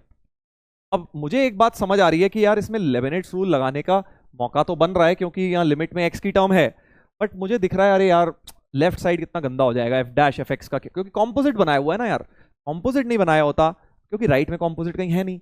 मैं फंस गया हूँ, मुझे दिख रहा है यार लेबनिट्स रूल से मजा नहीं, मन नहीं कर रहा स्टार्ट करने का, कोई और ऑप्शन नहीं होगा तो वहीं जाऊंगा, बट लेबनिट्स रूल से भी मेरा इसको करने का क्यों मन नहीं कर रहा, मैंने आपको बता दिया, लेफ्ट साइड बहुत गंदी हो जाएगी डिफरेंशिएट करके, और राइट साइड भी प्रोडक्ट रूल लगेगा भाई इन दोनों में, दो फंक्शंस हैं एक्स के, तो मेरे को अभी लग रहा है लेबनिट्स रूल को डाल देते हैं होल्ड पे। क्वेश्चन को पकड़ते हैं यहां से कि पॉलिनोमियल फंक्शन है, पॉलिनोमियल है, अच्छा डिग्री क्या है सर, डिग्री के बारे में कैसे पता लगाएं, डिग्री के बारे में बहुत प्यार से पता लगा सकते हो। देखो अगर एफ एक्स की डिग्री, ध्यान से सुनना, एफ एक्स की डिग्री एन है, एन मतलब उसमें एक्स की पावर एन की टर्म आ रही है मैक्सिमम, है ना, तो एफ ऑफ एफ एक्स की डिग्री क्या हो जाएगी, मैं बेसिकली एलएचएस की डिग्री देख रहा हूं sir, F of f x में आएगी एक्स की पावर एन, मतलब एक्स की पावर एन आ जाएगी ना मैक्सिमम डिग्री, समझे भाई, क्योंकि सोचो ना अगर एफ ऑफ एफ एक्स निकालूंगा तो मैक्सिमम टर्म क्या आएगी, मान लो अगर कोई क्यूबिक है, एफ एक्स है तुम्हारे पास एक्स क्यूब प्लस 3x², ऐसा कुछ एक +1, तो जब एफ ऑफ एफ एक्स निकालोगे मतलब एक्स की जगह एफ एक्स डालोगे तो एक्स क्यूब का क्यूब बनेगा ना, 9 डिग्री बनेगी, तो in general F of f x में हम बोल सकते हैं कि एक्स की पावर 2n की मैक्सिमम टर्म आएगी, मतलब डिग्री इसकी 2n होने वाली है, मतलब एलएचएस की जो डिग्री है बेटा इस फंक्शन में एफ ऑफ एफ एक्स की डिग्री 2n है, ठीक है सर। अब राइट साइड की डिग्री देखता हूं, राइट साइड की डिग्री के लिए इंटीग्रल कर देते हैं, जब एफ टी को इंटीग्रेट करोगे एक डिग्री बढ़ जाती है यार, अगर किसी भी क्यूबिक को इंटीग्रेट करूंगा क्या आएगा, 4 डिग्री आ जाएगी, राइट, तो n डिग्री को करूंगा तो n+1 डिग्री आ जाएगी, तो ये इसकी n+1 डिग्री है और एक x की पावर 1 है ही, तो RHS की टोटल डिग्री कितनी हो गई, n+2 हो गई सर, RHS की टोटल डिग्री की बात कर रहा हूं, मतलब x की मैक्सिमम पावर क्या आ रही होगी। तो अब आप कह रहे हो कि LHS और RHS बराबर है, तो इसका मतलब इनकी डिग्री तो पहले बराबर होंगी ही, 2n इक्वल टू n+2, यहां से कट कटा के n की वैल्यू 2 आ गई, इसका मतलब सर मजा आ गया, हमें पता लग गया कि एफ एक्स जो है पॉलिनोमियल फंक्शन वो क्वाड्रेटिक होना चाहिए, उसकी डिग्री जो है 2 आएगी, यानी कि F x is a quadratic function. यहां से पकड़ूंगा देखो अब क्वेश्चन को, अच्छा सर क्वाड्रेटिक फंक्शन है और उसमें वैसे ही F00 दिया है, तो एफ एक्स तो ax² प्लस bx ले लेता हूं, ax² प्लस bx ले लेता हूं, ये तो है ही नहीं, F00 है, अब a और b निकालना रह गया है सर, कोई बात नहीं अब तो यहां पुट करके निकाल लूंगा मैं, LHS RHS में वैल्यूज पुट करता हूं, f ऑफ एफ एक्स हो जाएगा a इंटू, कॉम्पोजिट निकाल रहा हूं, ये अपना LHS हो गया f of f x, right, RHS integrate कर दो सर, x से मल्टीप्लाई कर दो, RHS क्या हो जाएगा, x इंटू ax² का इंटीग्रल ax³/3 bx²/2, और इस पूरी चीज को x से मल्टीप्लाई किया हुआ है, तो ax की पावर 4/3 प्लस bx³/3, ऐसा कुछ हो गया सर।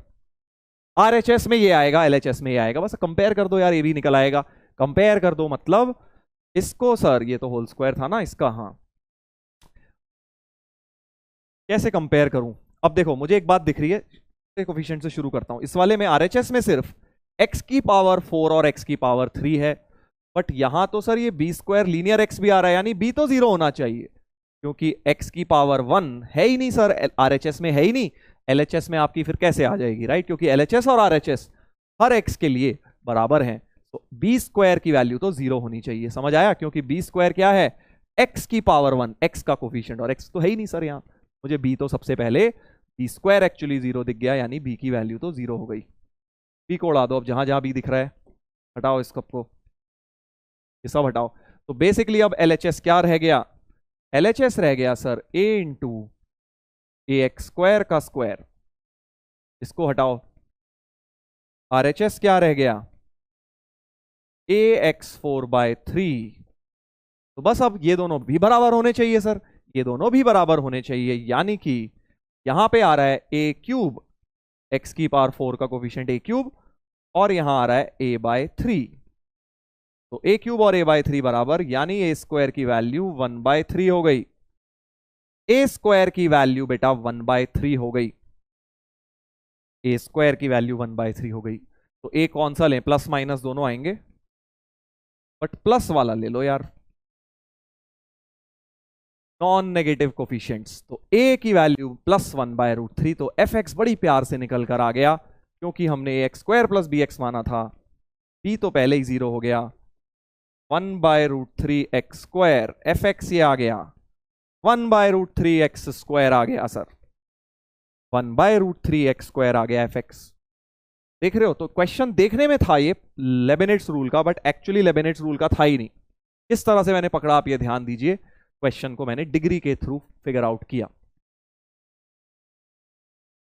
अब ऑप्शन मैच करने हैं भाई, कर लेते हैं सर। एफ एक्स तो ऑलवेज पॉजिटिव है, मॉड एफ मॉड एक्स कोई मतलब ही नहीं है इसका। एफ एक्स तो क्योंकि कैसा फंक्शन है ऑलवेज ऐसा ही रहेगा, तो मॉड एफ मॉड एक्स बनाएंगे, कोई फर्क नहीं पड़ेगा।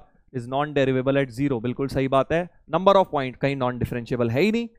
ए ऑप्शन तुम्हारा सही हो गया, क्योंकि हमेशा ही ऊपर आ गया ना, कोई कॉर्नर वॉर्नर कुछ आया नहीं एफ एक्स के अंदर। Signum of f x, signum of x square by √3 is discontinuous at x equal to 1, बिल्कुल गलत, क्योंकि 1 पर तो नहीं 0 पे होगा, क्योंकि 1 के आसपास तो ये पॉजिटिव ही वैल्यू देगा हमेशा, और ये तो 1 ही होगा, राइट। हमेशा 1 के आसपास तो ये 1 होगा, in the neighbourhood of 1, in neighbourhood NBD of x equal to 1। हाँ, 0 पे अगर बोलते तो हम बात समझ जाते भाई, 0 पे डिसकंटिन्यूअस है, बट डिसकंटिन्यूअस एट 1 बोलना गलत है। बी ऑप्शन बेटा गलत हो गया। थर्ड पर आते हैं, सी पर, या पहले डी कर लेते हैं, लिमिट इजी सी दिख रही है। √3f(x), √3f(x) हो गया x square upon x whole power x, limit x tending to 0, x x cut गया, x की पावर x। अब ये तो तुम्हें लिमिट यार याद होनी चाहिए, x की power x limit x tends to 0 में 1 आती है हमेशा, नहीं याद है कोई बात नहीं, e की पावर x ln x लिख लो, और x ln x की अब तुम्हें पता है लिमिट 0 होती है, e की पावर 0 1। x ln x की क्यों 0 होती है सर, अब अगर ये भी नहीं पता है तो चलो x ln x को कैसे लिख लो, x या ऐसे लिख लो ln x अपॉन 1/x, और अब इन्फिनिटी बाय इन्फिनिटी बन गई, तो अब आप इसमें लॉपिटल लगा के प्रूव कर लें। सब थ्योरी का पार्ट है यार, x ln x 0 होता है, याद रखो बिल्कुल। x की पावर x स्पेशल लिमिट्स में आती है, x ln x 0, तो e की पावर 0 1 हो गया बेटा, सीधे सीधे हमारा आंसर इस क्वेश्चन का 1 आ गया।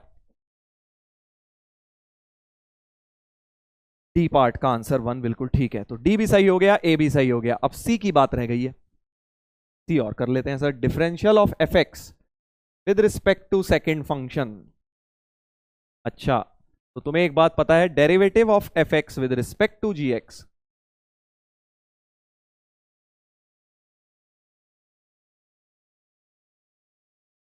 फॉर्मूला होता है ना इसका, f dash x upon g dash x, तो ये होता है बस।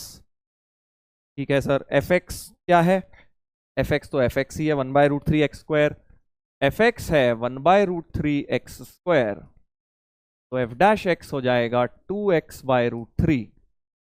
जी डैश एक्स, जी एक्स क्या है, किसके रिस्पेक्ट में डेरिवेटिव निकालना है, इसके रिस्पेक्ट में।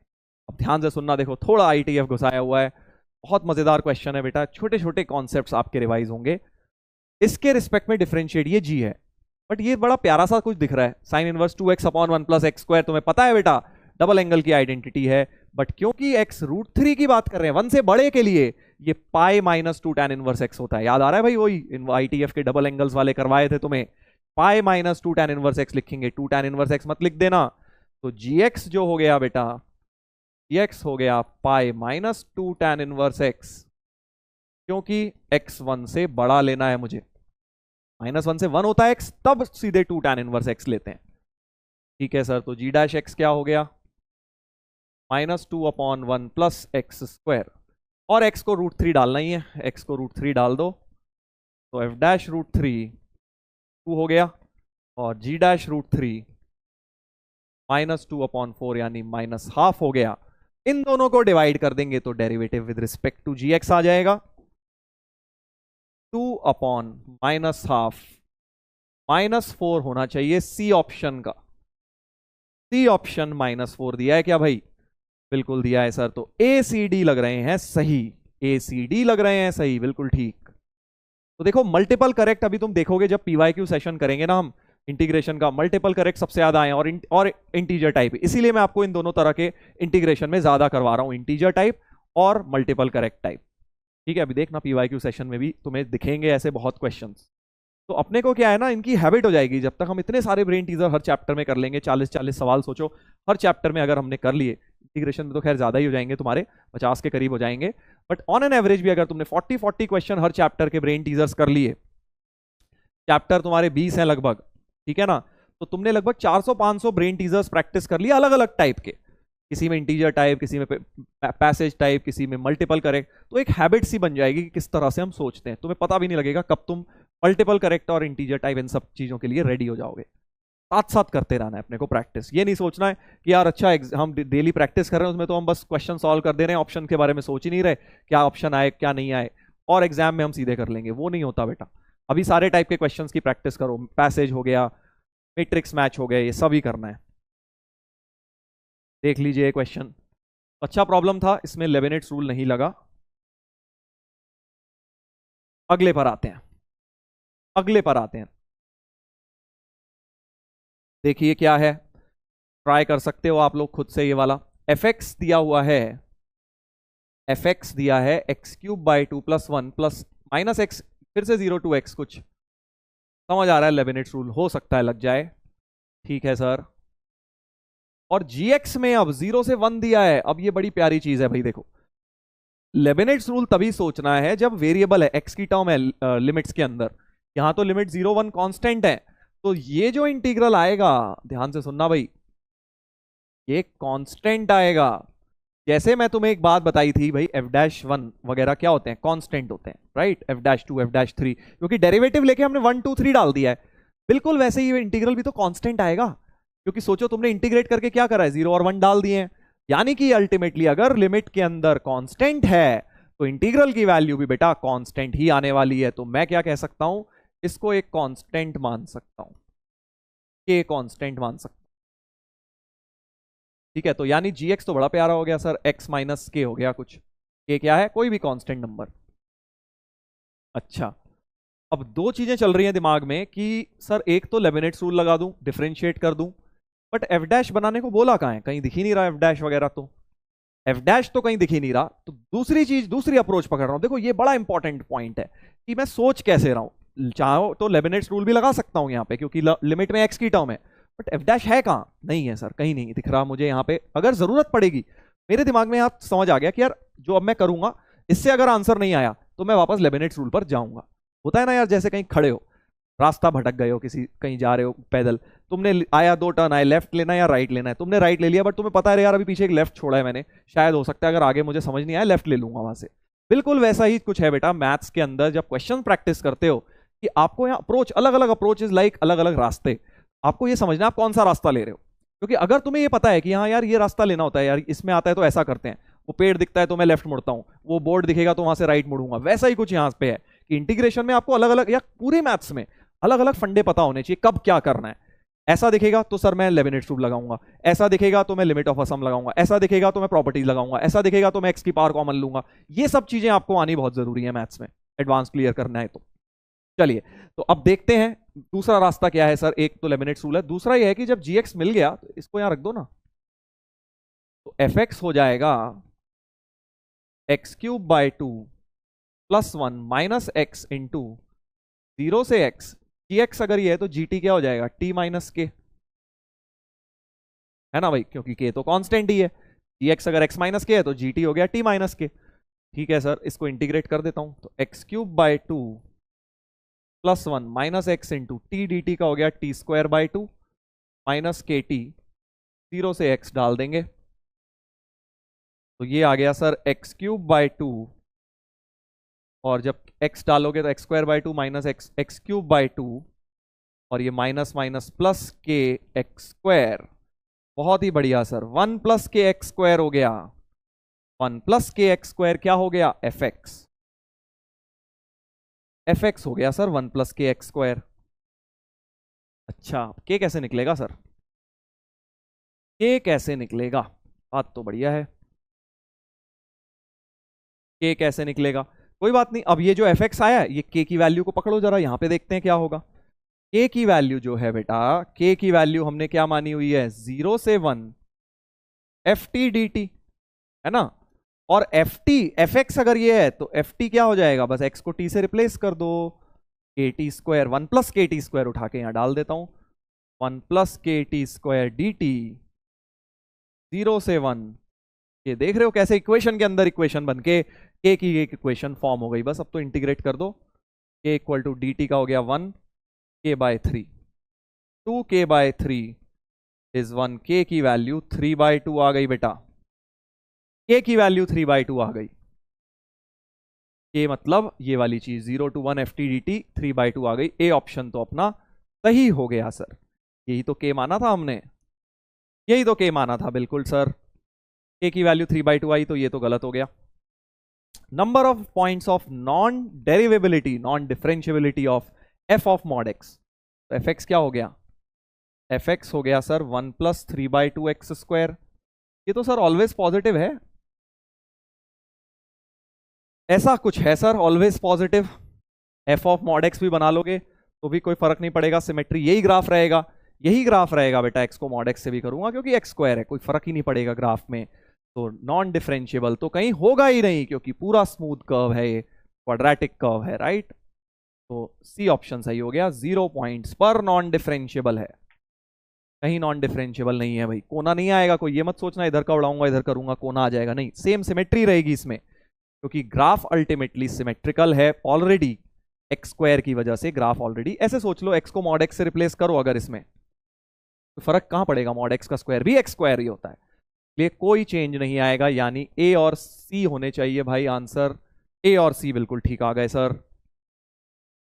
तो अगेन एक क्वेश्चन जो देखने में लग रहा था लेबनिट्स रूल बट एक्चुअली लगा नहीं। तो देखो ये भी बड़ा इंपॉर्टेंट है, मैं जान के तुम्हें ऐसे क्वेश्चन दे रहा हूं, चाहूं तो लेबनिट्स रूल के दे दूं 5-7 और तुम कर लोगे, तो तुमने करे होंगे, बट तुम्हें कई बार मुखौटा पहना देते हैं जेई के अंदर क्वेश्चंस को, जहां देखने में एक्स की वैल्यू दिख रही है लेबनिट्स रूल लगेगा, बट इन क्वेश्चंस में लेबनिट्स रूल के बिना सॉल्व हो रहे हैं। सिंपल भाषा में अगर कहीं भी लिमिट्स में तुम्हें कांस्टेंट दिख गया 0 to 1 ft dt ऐसा कुछ 0 to 2, मतलब समझ जाओ वहां पे वो k मान के सॉल्व होने वाला है।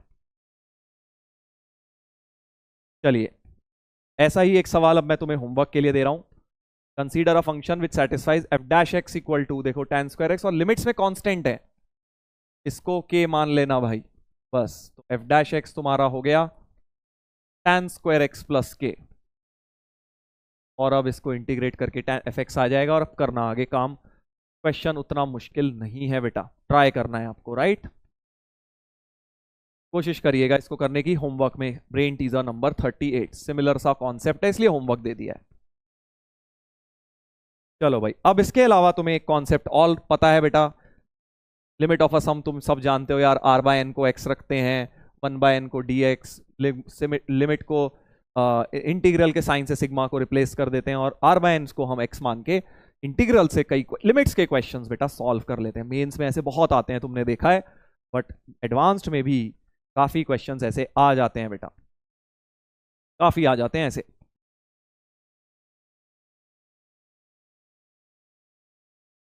एक तो ये है, देखो अब इसमें i3 के अंदर बन रहा है यार, अब तुम ये कर लेना, ये वाला तो तुम्हें होमवर्क में देता हूँ, थोड़ा टफ वाला करा देता हूँ क्योंकि i1 i2 तो वैसे ही इजी है, i3 में लिमिट ऑफ अ सम बन जाएगा, तुम निकाल लोगे। मल्टीपल करेक्ट अगेन है, आंसर्स मैं सारे अनहाइड कर दूंगा, तुम मैच कर लेना अपने पीडीएफ में से, राइट। तो ये सब क्वेश्चन, ये वाला तो होमवर्क में हो जाएगा। थोड़े ज्यादा इंटरेस्टिंग क्वेश्चन पर आ जाते हैं। ब्रेन टीजर नंबर 40 ट्राई करो जरा एक बार। तो देखो क्वेश्चन में क्या है, k1 से इंफिनिटी 6 की पावर k, 3 की पावर k - 2 की पावर k, 3 की पावर k + 1। थोड़ा सा बेटा अब इन्होंने क्या किया हुआ है, सीरीज का क्वेश्चन घुसाया हुआ है, साफ दिख रहा है। तो एक काम करता हूं, 3 की पावर k को x या y कुछ भी मतलब u मान लो, और 2 की पावर k को y मान लेता हूं ताकि थोड़ा सा देखने में सही सा लगे, ऊपर भी क्योंकि इनका मल्टीप्लीकेशन है। तो बेसिकली हमारी जो जनरल टर्म हो गई वो हो गई xy upon x minus y, ये हो गया पहला टर्म, और इसमें से 3 common, 3x minus 2 common 2y। तो जनरल टर्म ऐसी कुछ दिख रही है यार, साफ समझ आ रहा है टेलीस्कोपिंग बनाने का क्वेश्चन है, अलग अलग करना है सर। अब अलग अलग कैसे करूंगा, देखो वही नीचे पार्शियल फ्रैक्शन बनाने होते हैं। देखो कैसे सोच रहा हूं मैं, इधर देखो थोड़ा सा मुश्किल है ये वाला, इसको टेलीस्कोपिंग में ब्रेक करना। नीचे वाले मुझे ऊपर बनाने होते हैं, है ना, तो पहले मैं इन दोनों टर्म्स को ऊपर लिख के बैठ जाता हूं। ठीक है सर, क्योंकि पार्शियल फ्रैक्शन बनाने ऊपर लाओगे तभी तो कटेंगे ये दोनों, नीचे तो तुम्हारे पास है ही इन दोनों का प्रोडक्ट।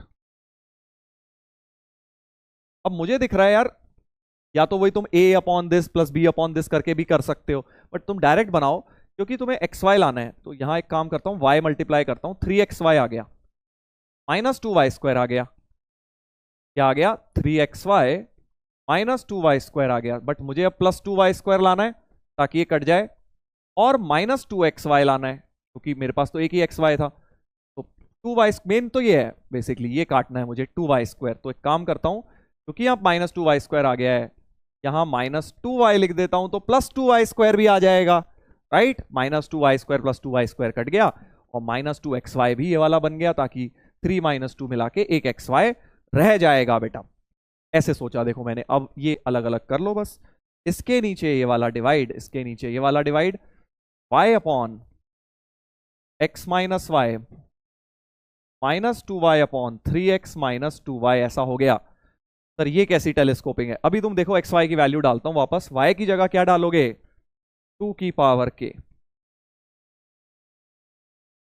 और x की जगह डालोगे 3 की पावर k माइनस 2 की पावर k माइनस 2y। क्या हो जाएगा अब देखो मजेदार चीज, 2y क्या हो जाएगा सर, 2y हो जाएगा आपका 2k इंटू 2, तो 2 की पावर k प्लस 1, और 3x क्या था यही वाला 3 की पावर k प्लस 1, 2y कितना है वही वाला 2 की पावर k प्लस 1। मजा आ गया सर, दिख गई अब तुम्हें टेलीस्कोपिंग सीरीज।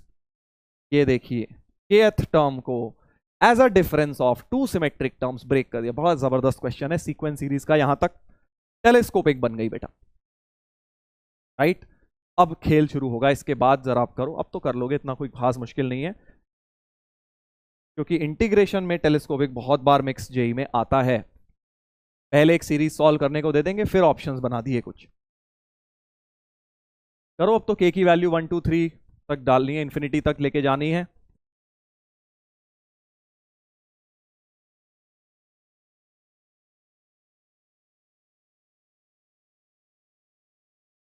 तो k को जब 1 डालोगे 2 की पावर 1 अपॉन 3 की पावर 1 माइनस 2 की पावर 1 माइनस 2 की पावर 2 अपॉन 3 की पावर 2 माइनस 2 की पावर 2, ऐसा कुछ बन जाएगा। देखो समझ गए होगे अब तुम। अगला जैसे ही मैं t को 2 डालूंगा, 2 square upon 3 square minus 2 square minus 2 cube upon 3 cube minus 2 cube, इस तरह से कटता हुआ नजर आ रहा है सर, तरह से कटता हुआ नजर आ रहा है। तो nth टर्म में बस ये तो कट जाएगा, लास्ट वाला बचेगा 2 की पावर n प्लस 1 3 की पावर n प्लस 1 माइनस 2 की पावर n प्लस 1। ठीक है, क्या क्या बचेगा सर, एक तो ये बचेगा और एक ये बचेगा। तो एस एन में 2 की पावर 1 अपॉन 3 की पावर 1 माइनस 2 की पावर 1 माइनस 2 की पावर n प्लस 1 3 की पावर n प्लस 1 माइनस 2 की पावर n प्लस 1 बचेगा। बट मुझे एस इन्फिनिटी निकालनी है बेटा। एस इन्फिनिटी का मतलब तुम समझ गए, यहां पे सर थोड़ा खेल करोगे आप, 2 की पावर n प्लस 1 जबरदस्ती कॉमन लोगे, तो एस इन्फिनिटी का मतलब ये तो 2 ही हो गया। देखो 2 की पावर n प्लस 1 कटेगा, और 3/2 की पावर इंफिनिटी, 3/2 की पावर इंफिनिटी, तो इंफिनिटी जाएगा, डिनोमिनेटर में इंफिनिटी आ गया सर, डिनोमिनेटर में इंफिनिटी आ गया, नहीं ये टर्म तो 0 की तरफ जा रही है। तो एस इंफिनिटी सर 2 आ गया। ओह, तो ये सीरीज सॉल्व करके 2 आ गई टेलीस्कोपिंग लगा के। यहां तक तो सर इंटीग्रेशन क्या ही बना है, भी नहीं बना। अब बनेगा ऑप्शंस में, ऑप्शंस में अब देखो इंटीग्रेशन बनाया हुआ है, तो अब आप मैच कर लेंगे बेटा, जिस जिसको सॉल्व करके 2 आ रहा है वो सारे तुम टिक कर देना। अब तुम चैंपियन लोगो कर लोगे ये सब। देखो ln 1 प्लस 10x, इनमें थोड़ी प्रॉपर्टी लग जाएंगी, ln cos 2x 0 से π/2 कल बताया था स्टैंडर्ड इंटीग्रल होता है, राइट, इनको याद रखना है। तो ये सब आप ऑप्शंस मैच कर लेना, जिसको सिंप्लीफाई करके 2 आ रहा है वो टिक कर लेना। कर लोगे ना भाई? ए और सी को आ रहा है कह रहे हैं। ये वाली में थोड़ा सा वो लगेगी, limit of a sum ln लेना पड़ेगा। कर लेना ट्राई, अगर नहीं होगा तो बता देना मुझे चैट पे, मैं आपको डाउट्स वाले लेक्चर में सॉल्व करके बता दूंगा, ठीक है। बट वैसे तो कर लेना चाहिए तुम्हें मेरे ख्याल से, इनमें से जो जो 2 आ रहा है वो आंसर है। पहला तो 2 आ ही रहा है, 1 माइनस कॉस 2x होता है 2 sine square x on x square, ये तो 1 हो गया, बच गया, राइट। ए ऑप्शन तो आ ही रहा है, बाकी सी भी आ रहा होगा, चेक कर लेना। तो ये मेनली क्वेश्चन आप देख सकते हो टेलिस्कोप, क्योंकि होता क्या है बेटा, जेई एडवांस के पेपर में ना ऐसा नहीं आएगा कि यार ये फिक्स चैप्टर का है, ये इस चैप्टर का है। स्पेशली टेलीस्कोपिक सीरीज तो भाई बहुत जगह मिक्स कर देते हैं, लिमिट्स में कर देते हैं, तुम्हारा इनवर्स ट्रिग्नोमेट्री में कर देते हैं, ट्रिग्नोमेट्री में कर देते हैं, सीक्वेंस सीरीज में तो होता ही है। ये देखिए उस तरह का क्वेश्चन बन गया है। चलो एक और क्वेश्चन पैराग्राफ करेंगे अब हम लोग, पैराग्राफ करेंगे। ब्रेन टीजर नंबर 41 ट्राई करो एक बार खुद से। चलिए तो देखिए इस क्वेश्चन में अब क्या होगा। इसमें सबसे पहले तो ये दिया हुआ है gx जो है -1 से 1 ft box mod x minus T. अच्छा, और x जो है -1 से 1 है, और -1 से 1 t भी है हमारा। तो अब x और t की सेम ही रेंज दी हुई है, तो इसलिए अब एक बात हमें समझ आ गई कि यार ये जो इंटीग्रल है, प्लीज नोट इसका वेरिएबल t है, राइट। तो ये x पे ब्रेक हो जाएगा, क्योंकि -1 से x जब होगा, जब -1 से x कौन होगा, t होगा, यानी कि t क्या है, x से छोटा, क्योंकि t है इंटीग्रल का वेरिएबल, तो t x से छोटा है। -1 से x में मतलब t जो है x से छोटा है, तो इस सिनेरियो में मॉड जो है पॉजिटिव से ही खुल जाएगा, x माइनस टी ही बनेगा ये, राइट। और x से लेके 1 तक, अब x से लेके 1 कौन है, t है बेटा, t की रेंज चल रही है, राइट। x से तो बड़ा ही हो गया अब, यानी कि अब t x माइनस टी का मॉड नेगेटिव से खुलेगा, t minus x D T लिख देंगे, राइट। देख लीजिए ऐसा कुछ लिखा मैंने, gx फंक्शन को तो x पे ब्रेक कर दिया। अब इसको खोल लेता हूं थोड़ा सा, x f t d T हो गया है, ब्रैकेट खोल रहा हूं, right, minus T F t d t,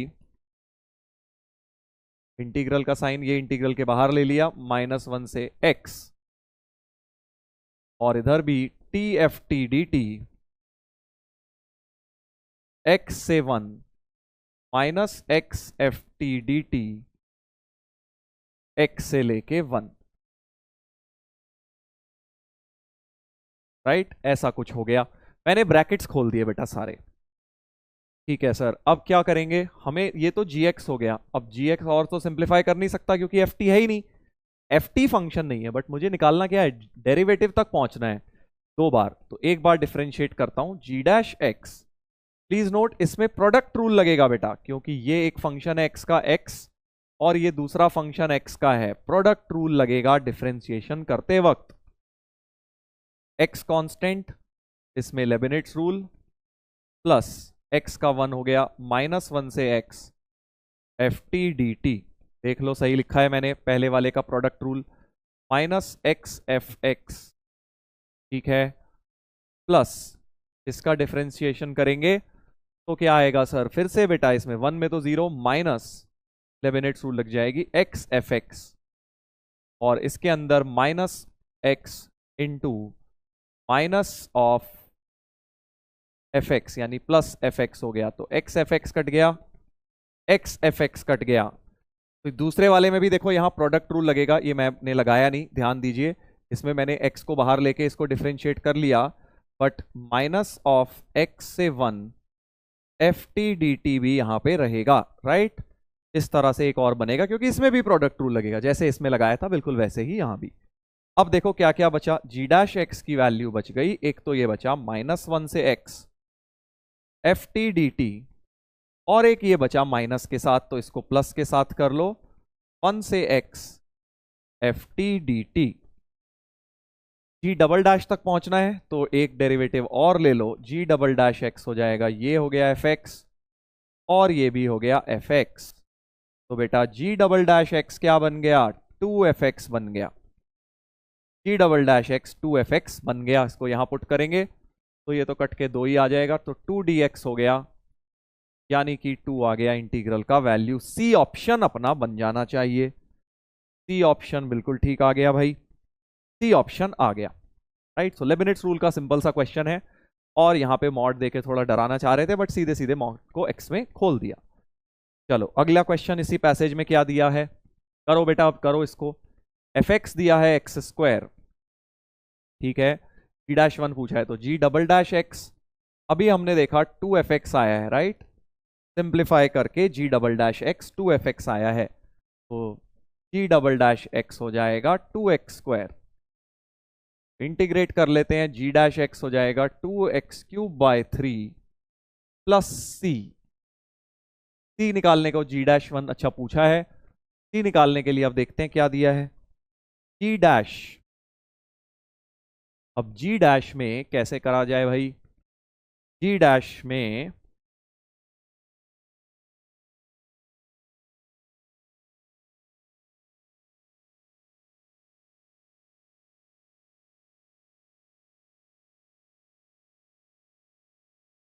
जी डैश वन पूछा हुआ है, राइट।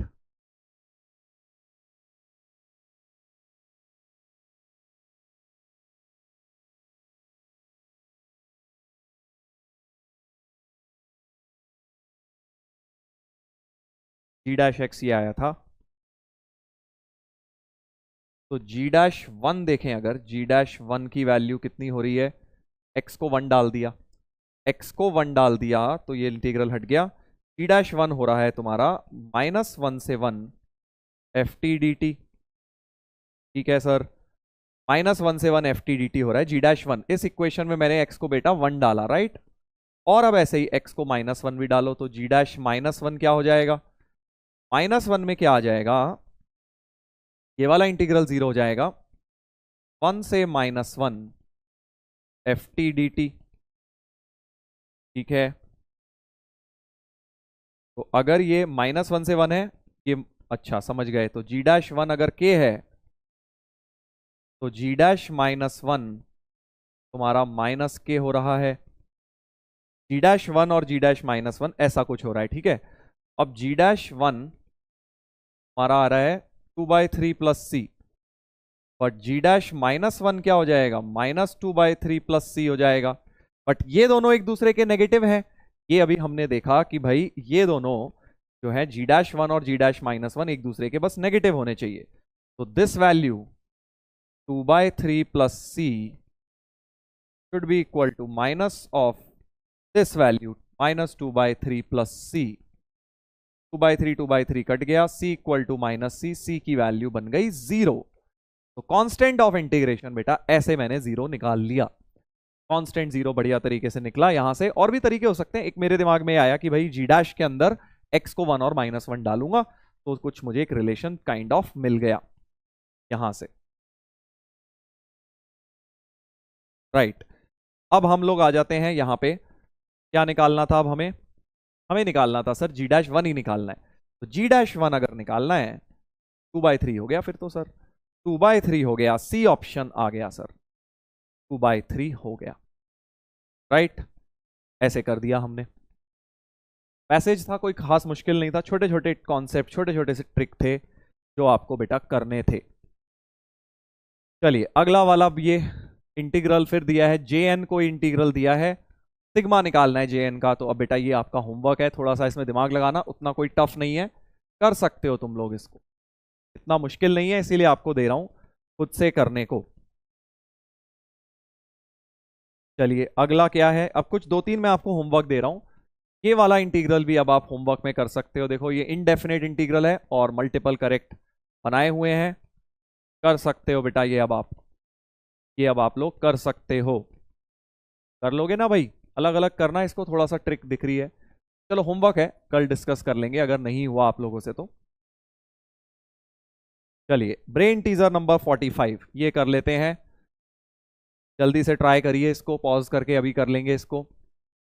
फिर से मुझे दिख रहा है भाई x की टर्म 0 to x कहीं ना कहीं लेबनिट्स रूल लगता हुआ बेटा नजर आ रहा है। ट्राई करो तुम लोग एक बार पॉज करके, ये अब कर सकते हो तुम लोग, x into this x plus two into this, तो साफ समझ आ रहा है भाई प्रोडक्ट रूल लगेगा। x एक फंक्शन है, दूसरा फंक्शन है ये, लेफ्ट साइड में भी प्रोडक्ट रूल, राइट में भी प्रोडक्ट रूल लगेगा बेटा। तो डिफरेंशिएट किया with respect to x, x into sine f x आ जाएगा, राइट, x इंटू साइन, इसका derivative sine f x plus, अब ये इंटीग्रल कांस्टेंट x का तो 1 ही हो गया, तो 0 to x sine f t d T,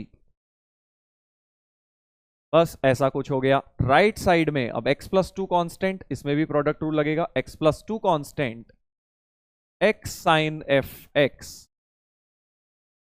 plus x plus two का डेरिवेटिव तो 1, 0 to x t sine f t d t. थोड़ा सा केयरफुली करना है भाई, जल्दबाजी नहीं करनी है।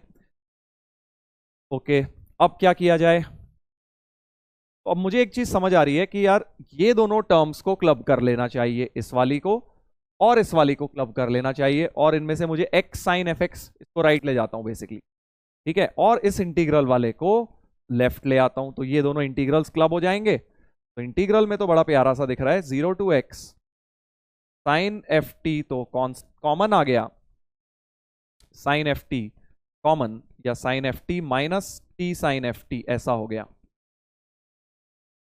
ये ऐसा कुछ लिख लिया, कॉमन भी ले सकते हो।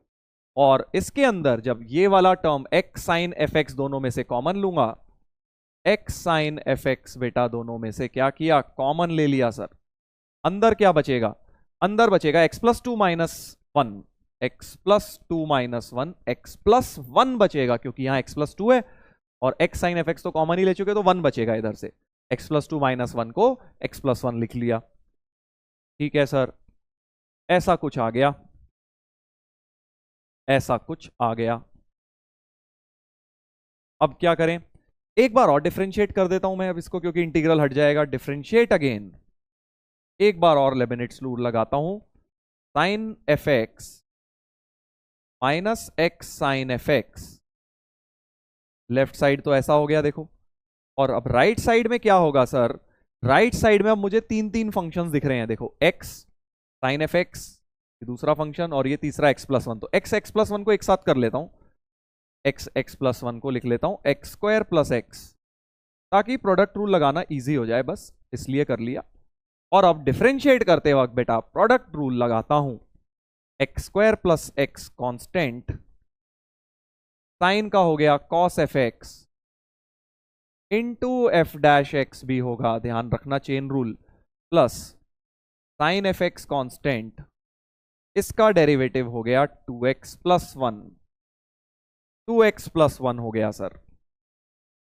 अच्छा, अब क्या हो गया, अब क्या हो गया सर, एक बात तो दिख रही है, अगर इसका ब्रैकेट खोलूं, sine f x into one जब करूंगा तो ये साइन एफ एक्स के साथ कट जाएगा बेटा, sine f x into one जब करूंगा तो कट जाएगा, इसकी बात कर रहा हूं, ये वाला लिख लिया 2x sign f x, bracket खोल दिया, plus sine f x, sine f x और साइन एफ एक्स कट गए, और एक और मजेदार चीज हो गई सर, ये जो minus x sine f x 2x मिला के इसको भी राइट में ले जाइए तो 3x बन जाएगा। ठीक है, तो कुछ बढ़िया सा हो गया, ये सब कुछ राइट में ले जा रहा हूं, so x square plus x cos f x into f dash x plus 3x sine f x equal to 0 बन गया सर, 0 बन गया।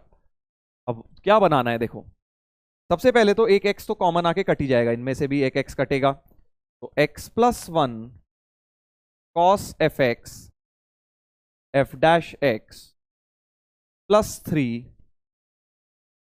Sine f x equal to 0। अब मुझे दिख रहा है कॉट बनाना है यार, तो एक काम करता हूं, साइन एफ एक्स से डिवाइड भी कर लेता हूं, कॉट बन जाएगा अगर साइन एफ एक्स से डिवाइड कर लिया तो। देखो x प्लस वन से भी डिवाइड कर लेता हूं, x प्लस वन नीचे लाना है, बस अब तो होता हुआ दिख रहा है, cot f x into f dash x, right, sine से डिवाइड किया, और x प्लस वन से भी plus 3 upon x plus one की वैल्यू 0 आ गई बेटा, इसी की वैल्यू निकालनी है, देखो इसकी वैल्यू बन गई 0, सीधा सीधा।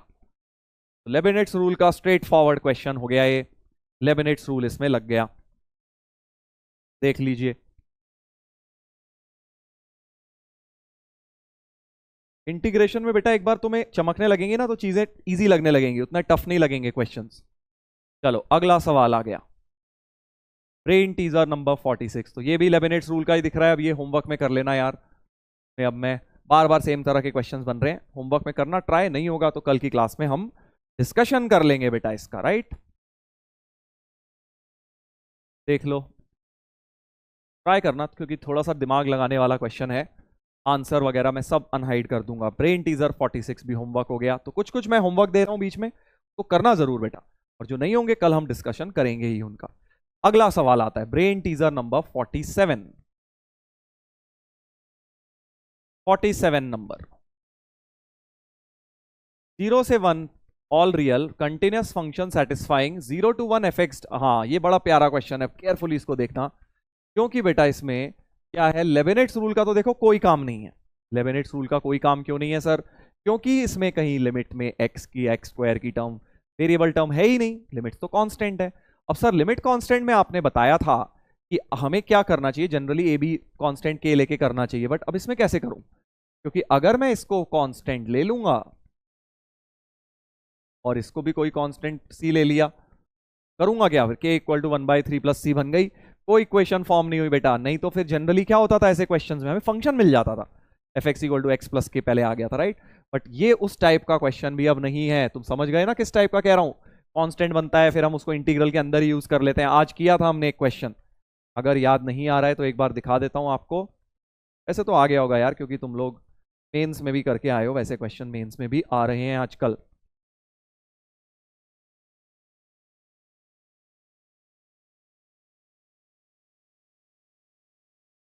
ये वाला किया था ना, इसको कांस्टेंट मान लिया था, जी एक्स निकाल के इधर से इधर डाल दिया था। ये भी एक तरीके का क्वेश्चन होता है, but this one clearly neither Leibniz rule और ना ही ये कांस्टेंट वाला है। तो अब करें क्या सर इसमें? बड़ा प्यारा क्वेश्चन है बेटा, ट्राई जरूर करो, क्योंकि इसके अंदर एक बहुत जबरदस्त सी चीज बन जाएगी। अभी देख के डरना नहीं है कि इक्वेशन कैसी सी दे दी, क्या करूं। जनरली 99% ऐसे जो क्वेश्चन होते हैं उसमें लेबनिट्स रूल लग जाता है डिफरेंशिएट करके, या वो के वाला मेथड लग जाता है कांस्टेंट मान के। इसमें नहीं लग रहा। इसमें चलो हिंट दे रहा हूं, जिन्हें जो भी फंस गए हैं नहीं समझ पा रहे, इस इंटीग्रल में एक्स स्क्वायर को टी लेके शुरू कर दो। इस वाले इंटीग्रल में एक्स स्क्वायर को टी लेके बेटा शुरू कर दो। दूसरे में, पहले में कुछ नहीं करना। एक्स स्क्वायर को टी लूंगा सर तो 2x dx dt हो जाएगा। तो dx की value dt upon 2x, x मतलब 2√t बन जाएगी। ये dx यहां सब्सटीट्यूट करो, तो 0 to 1 fx dx equal to 1/3 plus, अच्छा जब x 0 से 1 है तो t भी 0 से 1 ही है, ft क्यों किया मैंने, समझ रहे हो ना, एक्स स्क्वायर को टी, क्योंकि यहां भी मैं एफ टी लाना चाहता हूं, जैसे यहां था एफ एक्स, उधर भी एफ एक्स ले आऊंगा, टी को तो एक्स से रिप्लेस कर ही लूंगा। डी टी अपॉन 2√t, ठीक है सर। अब क्या करोगे, टी को एक्स से रिप्लेस करूंगा, वही जो मैंने बोला था, टी को एक्स से रिप्लेस कर लीजिए, सब कुछ राइट में ले जाइए। सो 1/3 प्लस 0 से 1 f x upon 2√x minus F x, अच्छा इसका तो होल स्क्वायर भी था ना, हाँ इसका होल स्क्वायर भी है भाई, का होल स्क्वायर भी था ये वाला, ठीक है। ऐसा कुछ बन गया इक्वल टू 0। क्या बन गया सर? थोड़ा अजीबो गरीब तो बेटा बन गया, मानता हूं मैं, बट थोड़ा एलसीएम लिया जाए तो मुझे एक्चुअली क्या दिखाई दे रहा है, मुझे 2ab की टर्म दिखाई दे रही है, देखो इधर 1/3 plus 0 to 1 f x whole square minus 2√x f x. समझ रहे हो मैं कहां लेके जा रहा हूं क्वेश्चन? होल स्क्वायर बनाने पे लेके जा रहा हूं बेटा। ऐसा कुछ हो गया मेरा क्वेश्चन, एलसीएम लिया मैंने, और मुझे दिख रहा है ए स्क्वायर माइनस 2ab लिखा है, तो plus b square minus b square करके इसे कंप्लीटिंग द स्क्वायर करते हैं, f x minus root x का whole square. F x square आ गया, माइनस 2ab आ गई, बट प्लस एक्स एक एक्स्ट्रा आ गया, तो माइनस एक्स कर देता हूं, और ये 2√x तो था ही सर। क्या हो गया सर? अजीब व गरीब, कोई बात नहीं, बस अभी देखो तुम क्या जादू होगा इसमें, इक्वल टू 0 हो गया बेटा, ऐसा कुछ बन गया सर। अब क्या करें, ये 2√x अलग अलग कर देता हूं, ये वाला तो इंटीग्रेट हो जाएगा। सो 1/3 प्लस 0 से 1/3 fx minus root x whole square upon 2 root x minus इसके जब नीचे करोगे बेटा तो 1/2 रूट एक्स डी एक्स बन जाएगा। इंटीग्रल को अलग अलग कर लिया मैंने और ये इंटीग्रल 0 से 1 था। 1/3 क्यों लिख दिया मैंने, 0 से 1 था बेटा, 0 से 1 ऐसा इंटीग्रल था, राइट। देख लीजिए अब इस इंटीग्रल की वैल्यू देखते हैं जरा क्या आ रही है। ये जो इंटीग्रल है इसकी वैल्यू क्या आ रही है सर, जरा सिंप्लीफाई करता हूं इसको यहीं पे। तो -12 x की पावर 3/2 अपॉन 3/2, 0 से 1 जब डालूंगा 2 से 2 कटा, -1/3 आ गई इस चीज की वैल्यू। क्या आ गई, -1/3। सर इतना खुश क्यों हो रहे हो, क्योंकि ये और ये कट रहा है बेटा, तो ये और ये इंटीग्रल एक्चुअली कट रहे हैं, यानी कि हमारे पास क्या बन रहा है, 0 से 1 fx minus root x whole square upon 2 root x dx। ये चीज का इंटीग्रल 0 आ गया बेटा, इंटीग्रल 0 आ गया। अब सर इंटीग्रल 0 आ गया, अब क्या खुश हो रहे हैं हम बेटा। देखो इंटीग्रल 0 कब आता है, एक बात सोचो, अगर एक फंक्शन है इंटीग्रल fx dx, अगर इसका 0 से 1 इंटीग्रल 0 आ रहा है, इसका क्या मतलब है कि ये कहीं ना कहीं कुछ पॉजिटिव नेगेटिव एरिया दे रहा होगा। एक्स एक्सिस है, 0 से 1 में कुछ नेगेटिव एरिया कुछ पॉजिटिव दिया, कट कटा के 0 हो गया वो। बट अगर फंक्शन ऑलवेज पॉजिटिव है, कोई मान लो ऑलवेज पॉजिटिव फंक्शन ले लूं, राइट, एफ एक्स, ये देखो अंदर पूरा फंक्शन क्या है, ऑलवेज पॉजिटिव, क्योंकि कंप्लीटिंग द स्क्वायर और नीचे 2 root x. Completing the square और 2 रूट एक्स का मतलब ये जो फंक्शन बन रहा है बेटा f x minus root x whole square upon 2 root x, ये तो ऑलवेज पॉजिटिव फंक्शन है। और ऑलवेज पॉजिटिव फंक्शन का एरिया अगर 0 आ रहा है का एक ही मतलब है, क्योंकि अगर वो ऑलवेज पॉजिटिव है एक्स एक्सिस के तो ऊपर रहेगा, तो एरिया कैसे 0 आ जाएगा सर, दो बाउंड्रीज के बीच में कभी नहीं 0 आ सकता, सिर्फ एक ही सिनेरियो में 0 आ सकता है, ये जो अंदर फंक्शन है ये खुद ही 0 हो जाए बेटा। बहुत जबरदस्त कॉन्सेप्ट है, क्योंकि ऑलवेज पॉजिटिव है इसलिए मैं ये बोल पा रहा हूं। कोई भी जनरल फंक्शन है तो नहीं बोल सकता, क्योंकि फिर तो वो ऊपर नीचे आके प्लस माइनस कर आके एरिया 0 दे देगा। बट अगर ऑलवेज पॉजिटिव फंक्शन एरिया 0 दे रहा है तो वो फंक्शन ही 0 होना चाहिए, यानी एफ एक्स की वैल्यू रूट एक्स होनी चाहिए बेटा, एफ एक्स की वैल्यू रूट एक्स होनी चाहिए। कितनी प्यार से देखो फंक्शन निकल आया, फंक्शन हमारा एफ एक्स हो गया रूट एक्स। बहुत बढ़िया कॉन्सेप्ट।